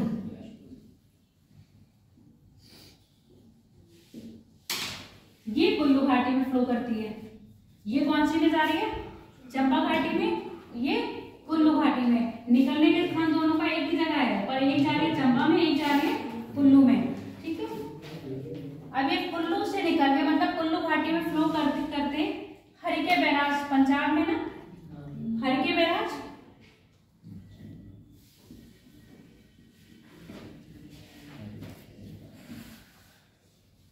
हरिके बैराज नामक स्थान पर अपना पानी कहाँ डाल देती है? सतलज में डाल देती है। यहीं पर नहर बनाई है एक। कौन सी बनाई है? इंदिरा नहर। और ये भारत की सबसे बड़ी नहर है, जिससे कौन सी है? राजस्थान तक लाभान्वित हुआ है। राजस्थान, दिल्ली, हरियाणा और हिमाचल प्रदेश, 4 राज्य हैं जिससे लाभान्वित होते हैं। लिख लिया इतनी बात? राजस्थान तक जा रही है ना, राजस्थान, हरियाणा, पंजाब और दिल्ली। नहीं, जैसे इसमें आपको बता रहे हैं, इसमें गंगानगर, बीकानेर और बाड़मेर और जैसलमेर, तो राजस्थान तो है ना, राज्य की बात कर रही हूँ मैं। इन क्षेत्रों भी है ना ये। हाँ, तो आपका उत्तरी राजस्थान से है ना। नहर जब काटी है तो पंजाब भी हो रहा है, राजस्थान भी हो रहा है, हरियाणा भी हो रहा है और दिल्ली भी हो रहा है। लाभान्वित हो रहे हैं, समझ गए? लाभान्वित राज्य हैं। और ये परियोजना का लाभ किसको पहुंचाया है? राजस्थान को पहुंचाया। लाभान्वित इतने राज्य हुए। क्लियर हो गई इतनी बात? खिचड़ भी नदियां बनी हैं। सतलज नदी मैंने अलग बनाई है। अब ये ब्यास नदी शॉर्ट में बना लो एक अलग से, लड़कियों, इतनी चीज। बाकी ये मेन इसमें मिला लेना। समझ गए कि नहीं? ये ब्यास नदी बनाओ, ब्यास कुंड बनाओ, रोहतांग दर्रे के पूरब में निकली है और कहाँ? हरिकेन बैराज से सतलज में मिल गई है। अब यही चीज को आप यहाँ दिखा दो बड़े मैप में।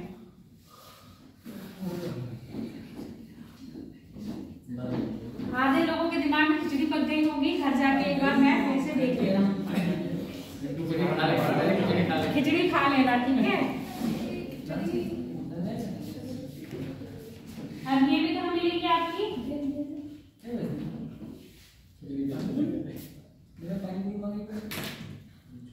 ये मैंने बनाई है सतलज नदी। कौन सी बनाई है? सतलज नदी कहाँ से निकल रही है?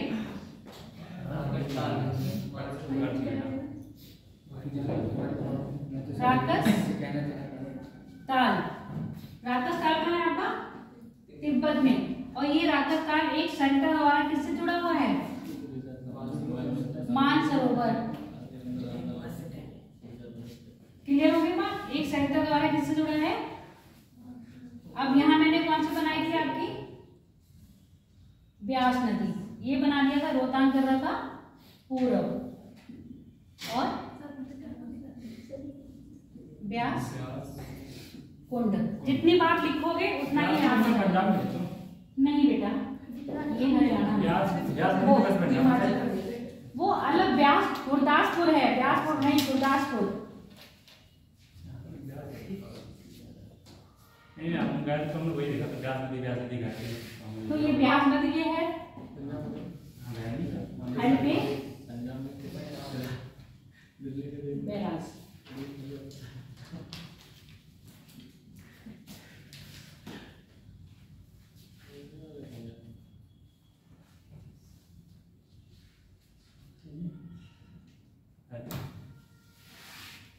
पे बैराज।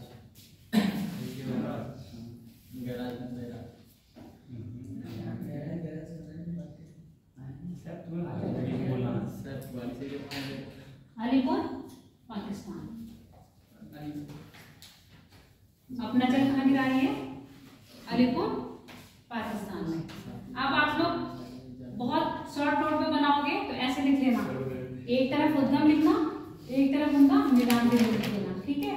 जब वैसे बनाओगे तो उद्गम में नदी का नाम लिखोगे, उसका उद्गम क्षेत्र लिखोगे, कौन से स्थान पर मिल रही है, शॉर्ट में बनाओगे। तो जैसे ये राकस ताल है, सतलज नदी का उद्गम है, अलीपुर पाकिस्तान में मिलते हैं किससे? चेनाब से। सिंधु में तो कोई जा ही नहीं रही है, सिंधु में सिर्फ चेनाब जा रही है। उसके बाद ब्यास नदी बनाओगे, उद्गम स्थल कहाँ पर है? ब्यास कुंड, हिमाचल प्रदेश, रोहतांग दर्रे के पूर्व में। कौन सी घाटी से बह रही है ये? कुल्लू घाटी से। और जबकि रावी नदी चंपा घाटी से। याद रखना, निकलने का स्थान दोनों का कुल्लू घाटी के पास ही है, पर कहाँ से? अलग अलग घाटी में प्रभावित हो रही है। ऐसे बना लोगे। इतनी चीज बना ली, अब लिखना शुरू करें? टाइम नहीं हुआ है अभी। पहली हेडिंग डाल रखे हो ना, मैप बना लिया ऐसे, ठीक है। अब यहाँ पर जो बनाया है वो मिठानकोट पाकिस्तान। अब सिंधु नदी को सागर में नहीं गिराओगे क्या? सिंधु नदी को सागर में गिराओगे कि नहीं? ये ऐसे छोड़ दोगे? कहाँ गिर रही है ये? अरब सागर में। पाकिस्तान का कराची शहर सुना है? कराची शहर के पूरब में, कराची शहर के पूरब में जा रही है। तो कराची सिंधु नदी के कौन से तट पर होगा? मतलब पश्चिम साइड में होगा, बिल्कुल तट पर नहीं होगा। अहमदाबाद सुना है? वो सॉरी, हैदराबाद। पाकिस्तान का हैदराबाद सुना है? पाकिस्तान का हैदराबाद नहीं सुना है? पाकिस्तान में भी एक हैदराबाद है। पाकिस्तान का हैदराबाद सिंधु नदी के तट पर है।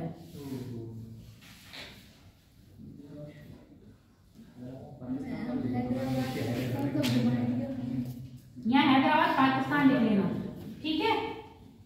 बनाना चाहो तो ऐसे बना लो। मिठानकोट में अपना जल गिराया, उसके बाद आगे फ्लो करिए। पाकिस्तान का जो हैदराबाद शहर है वो किस पर बसा है? आपके सिंधु नदी के तट पर। जबकि ये जो मैंने बनाया है ये कराची बनाया है। कराची पाकिस्तान। कराची पाकिस्तान के पूर्व में सिंधु नदी बह के अपना जल कहाँ गिरा रही है? आपका अरब सागर में। और क्या बना रही है ये? डेल्टा। हाँ, डेल्टा बना रही है। आप तुम लोग हेडिंग डालो, पहले सिंधु डालो। झेलम डलवाया? झेलम काटो, सिंधु डालो।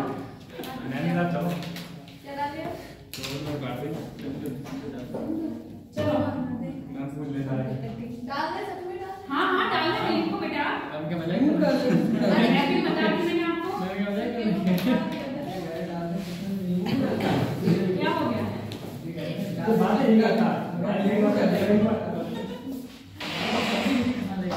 अच्छा ये बताओ, हमने नदियों को बांट रहे हैं, कुछ बड़ी नदियां हैं, कुछ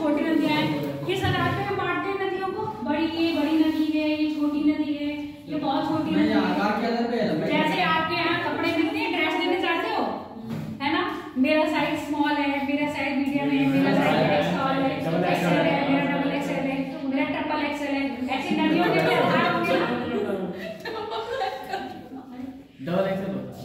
क्यों जाते हो तो अपने सेशन में जाते हो, मेरे ये वाला है, तो ऐसे हमने नदियों को तो बांट रखा होगा, बृहद नदी, मध्यम नदी, लघु नदी, किसी आधार पे तो बांटा होगा।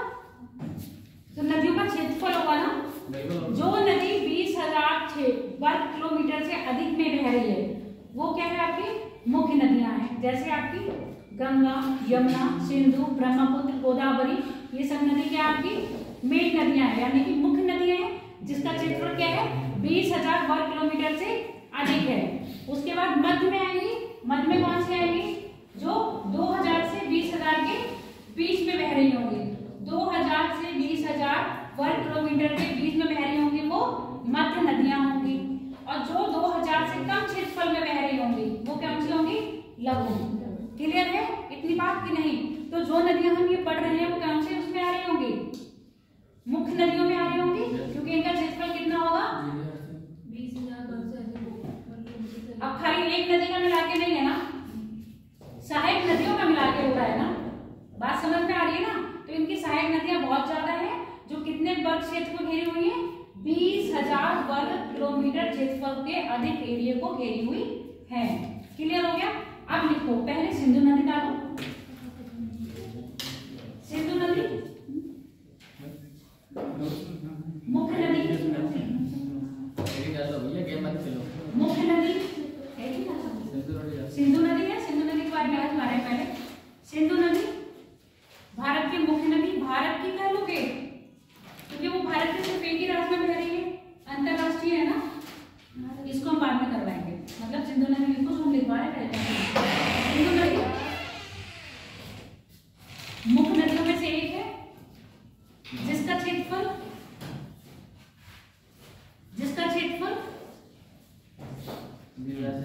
20,000 वर्ग किलोमीटर से अधिक है, से अधिक लिखा। अब इसको ब्रैकेट में लिखो, सहायक नदियों सहित। समझ में आ गया? इसको ब्रैकेट में लिखो, सहायक नदियों सहित।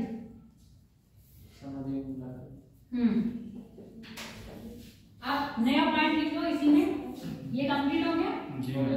हाँ, अब इसी में नया पॉइंट लिखो, अगला लाइन चेंज करके। सिंधु नदी एक अंतरराष्ट्रीय नदी है, जो कितने देशों से हो रही है, 3 देशों के मध्य प्रवाहित होती है, चीन, भारत और पाकिस्तान। सिंधु नदी एक अंतरराष्ट्रीय नदी है,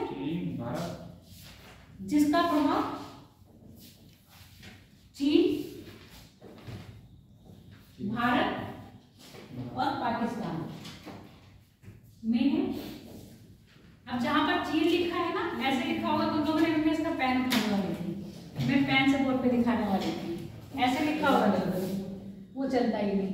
चीन लिखा होगा, फिर भारत लिखा होगा, फिर आपने पाकिस्तान लिखा होगा, लिखा है ना। अब यहीं पर शॉर्ट नोट की तरह ऐसे राउंड लगाना, चीन को यहीं पर लिख देना, इसका उद्गम क्षेत्र। उद्गम क्या है आपका, कौन सा था, कहां चला गया,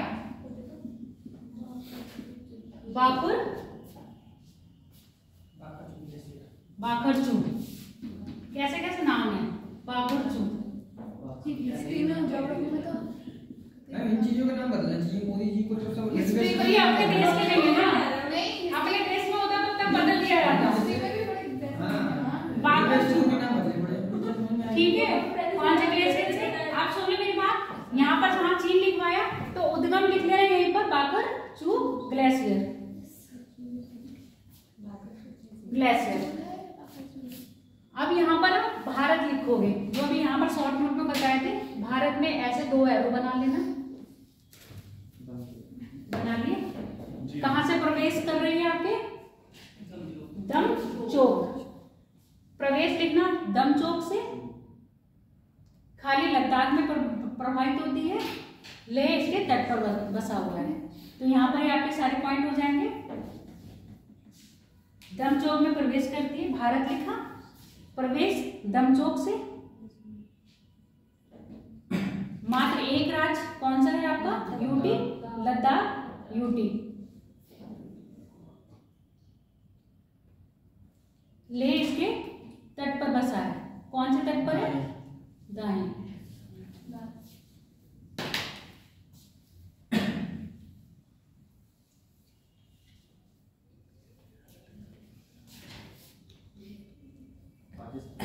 अब पाकिस्तान में लिख दो। दिमाग देखो, पाकिस्तान में लिखो। मिठानकोट में ये पंचनद से मिलती है, मिठानकोट में ये पंचनद से मिलती है, ठीक है। पंचनद, मिठानकोट, मिठानकोट में पंचनद से मिलती है,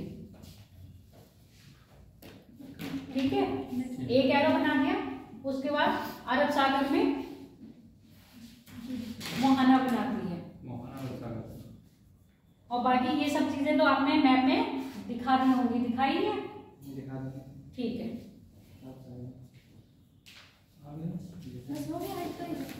अभी नहीं हुआ है। सिंधु नदी की दाहिने तट से मिलने वाली सहायक नदियां भारत में कौन कौन सी है? श्योक नदी, नुब्रा,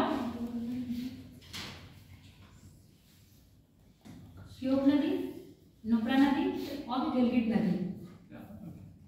सिंधु नदी के दाहिने तट पे मिलने वाली भारत में नदियां श्योक नदी, नुब्रा श्योक की सहायक है, श्योक नदी, नुब्रा नदी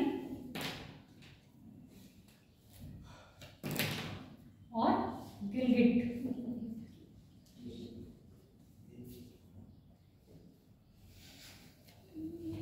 इसके बाएं तट पे पंचनद, इसके बाएं तट पे पंचनद तथा जास्कर नदी मिलती है।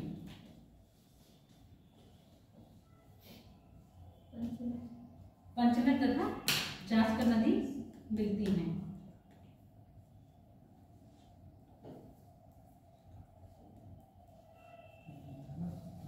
कौन सी परियोजना चल रही है? दुलहस्ती परियोजना।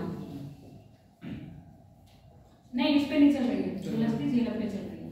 चलो अब सुन लो। हाँ, दुलहस्ती चनाब, सुन लो मेरी बात। ये हो गया। अब यहाँ पर लिखो 1960 में समझौता हुआ है ना, सिंधु नदी समझौता लिखो। सिंधु नदी समझौते के अंतर्गत कब हुआ है? 1960, इंदिरा गांधी के समय। 1960 सिंधु नदी समझौते के अंतर्गत ऊपर की 3 नदियां सिंधु, झेलम, चिनाब, 80%। इसका 20% पानी कौन लेगा? भारत, और 80% पानी लेगा पाकिस्तान। 20% भारत, 20% भारत, ऐसे लिख लो। 80% सिंधु नदी समझौता कब हुआ था? 1960। ऐसे बनाओगे, 20% लिखोगे भारत और 80% लिखोगे पाकिस्तान। सिंधु नदी समझौते में ऊपर की 3 नदियां कौन कौन सी है? सिंधु, झेलम और चिनाब। इन नदियों का पानी ऐसे लेगा। और उसके बाद 3 नदियां और बन रही है, रावी, व्यास, सतलज। इसका बिल्कुल अपोजिट कर दो। 80% भारत लेगा और 20% पाकिस्तान लेगा। नहीं समझी? ये ऊपर की 3 नदियां बनाई है, सिंधु, झेलम, चिनाब। इन 3 नदियों का 20% पानी भारत इस्तेमाल करेगा और 80% पाकिस्तान। बाकी 3 नदियां बन रही हैं, रावी, व्यास, सतलज। नीचे की जो 3 नदियां हैं उसका 80% भारत लेगा और 20% पाकिस्तान। रीजन पता चल रहा है क्यों? विवाद है ना, वो कहता है हमारे क्षेत्र में, वो कहता है ज्यादा है। और भारत में इनका सिंधु देखो कहां से, तिब्बत से निकल रही, भारत के सिर्फ एक राज्य में, बाकी किसमें एंटर कर रही है? पाकिस्तान। सिंधु ज्यादा लंबी कहां बह रही है? आपके पाकिस्तान में फ्लो कर रही है। उसके बाद आप चिनाब, झेलम देखो निकल रही है जम्मू कश्मीर राज्य से, सिर्फ जम्मू कश्मीर राज्य में ही रहती है। उसके बाद कहाँ एंटर कर रही है? पाकिस्तान में। और किसी राज्य में एंटर नहीं करी है ये। चिनाब कहाँ से निकल रही है? हिमाचल से निकल रही है और आपके जम्मू कश्मीर में फ्लो करते हुए कहाँ चली जा रही है? आपके पाकिस्तान में। 2 राज्यों में कर रही है। तो ऊपर की 3 नदियां ऐसी हैं जो भारत में क्या है? कम है। और जबकि यहाँ पर इसका जो ज्यादा गति है, मतलब ज्यादा एंटर कर रही है, ज्यादा प्रभाव कर रही है किसमें? भारत में। और कम फ्लो कर रही है यहाँ पे पाकिस्तान में। इसलिए 80% इसका इस्तेमाल कौन करेगा? भारत पानी करेगा। 20% करेगा पाकिस्तान। क्लियर हो गई? बहुत सरल समझने के लिए है। आप इन नदियों का सीक्वेंस याद करो पहले। सिंधु, झेलम, चिनाब, रावी, ब्यास, सतलज। ऊपर की 3 नदियां 20% भारत, 80% पाकिस्तान। नीचे की 3 नदियां 80% भारत, 20% पाकिस्तान। क्लियर हो गया कि नहीं? इतनी बात क्लियर है? अब झेलम के बारे में लिखो। झेलम नदी का उद्गम इसलिए मैंने सिंधु नदी समझौता यही बता दिया है। झेलम उद्गम स्थल कहां से आपका? जम्मू कश्मीर, शेषनाग झील।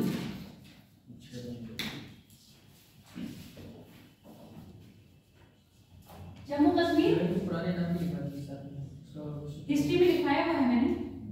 हाँ, जब ऋग्वेद पढ़ाए हैं ना तभी लिखवाया है। वैसे लिखना चाहो तो लिख लेना, अभी लिखवा दूंगी।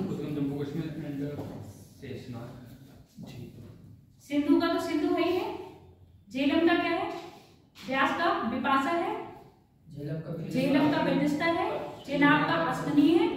और सतलज का सतुज है। सतुद्री या सतुज दोनों। अभी लिखवा देंगे। झेलम लिख लिया, उद्गम लिख लिया। ऐसे लिखो तो झेलम नदी शेषनाग से निकलती है। शेषनाग से निकल के विसर्ग करती हुई एक गोपुर झील का निर्माण करती है। विसर्ग करती हुई गोपुर झील का निर्माण करती है। विसर्ग का मतलब आपको इसलिए समझ में आ जाएगा। गोपुर झील का निर्माण करती है। अब ये गोपुर झील जहां लिखा है, जैसे भारत और चीन को ऐसे सर्किल करा था, उसको क्या करोगे? ऐसे सर्किल करके उसका नाम लिखो बुलर झील। तो आपको ये भी पता चलेगा बुलर झील क्या है? एक गोपुर झील का उदाहरण है।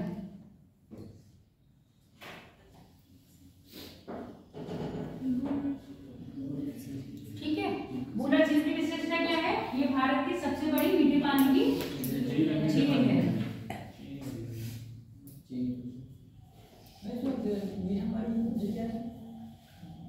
हिम ग्लेशियर से जितनी भी पानी पिघलती है नदियां सब मीठी होती हैं।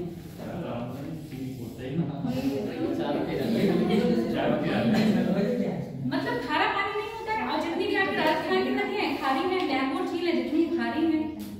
मीठा और खारे में यही फर्क है कि ग्लेशियर की नदियां झीलें जितनी है आपकी। और मुझे लग रहा है नैनीताल में मीठा पानी देखना अच्छा नहीं होगा। मीठा होने का मतलब मैंने आपको पहले बताया था, जिसका पानी इन और आउट होगा वो हमेशा मीठा होगा। और जहाँ पानी स्थायी होगा वो पानी मीठा नहीं होगा।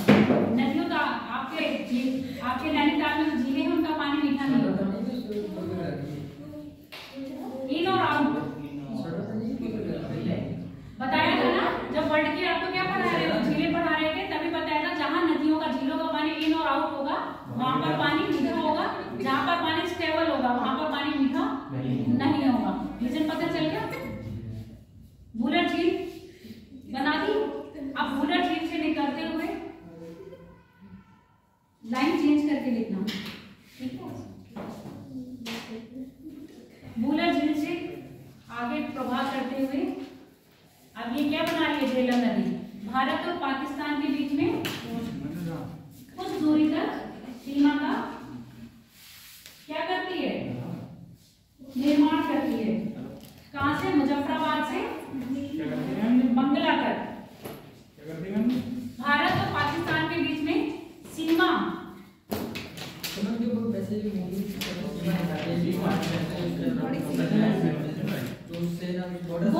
वो जीरो लाइन होती है। जो सीमा दिखाते हैं वो जीरो लाइन होती है। जीरो लाइन का मतलब देखो ऐसे होता है। अब इसको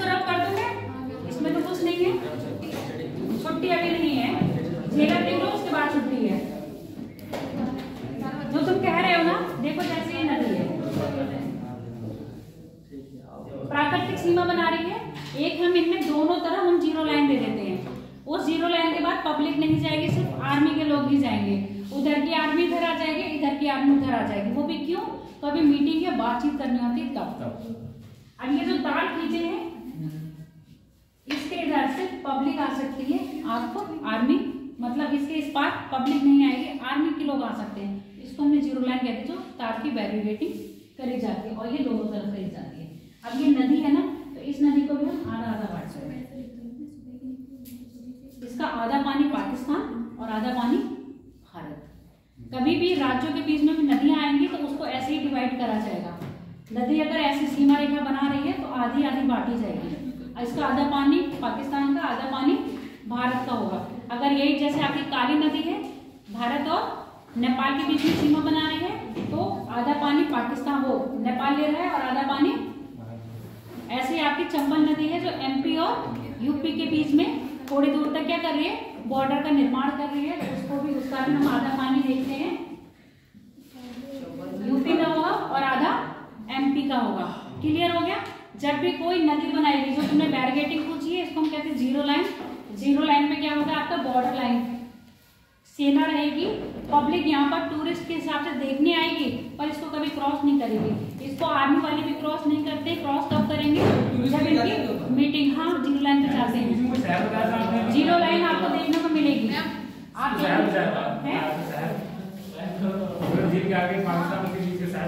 बता तो रही हूँ, बाउंड्री बना रहा है भारत का मुजफ्फराबाद और पाकिस्तान का मंगला।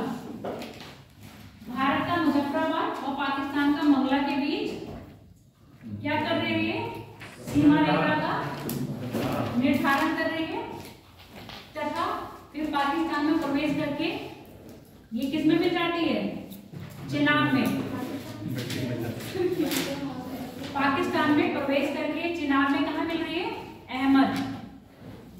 अहमदनगर में मिल रही है, झांगू में मिल रही है। झांग पाकिस्तान, झांग पाकिस्तान में अपना जल कहाँ गिरा रही है? आपके चिनाब में। कल हम बात करेंगे बाकी नदियों की, कल यानी कि आपका वर्किंग डे।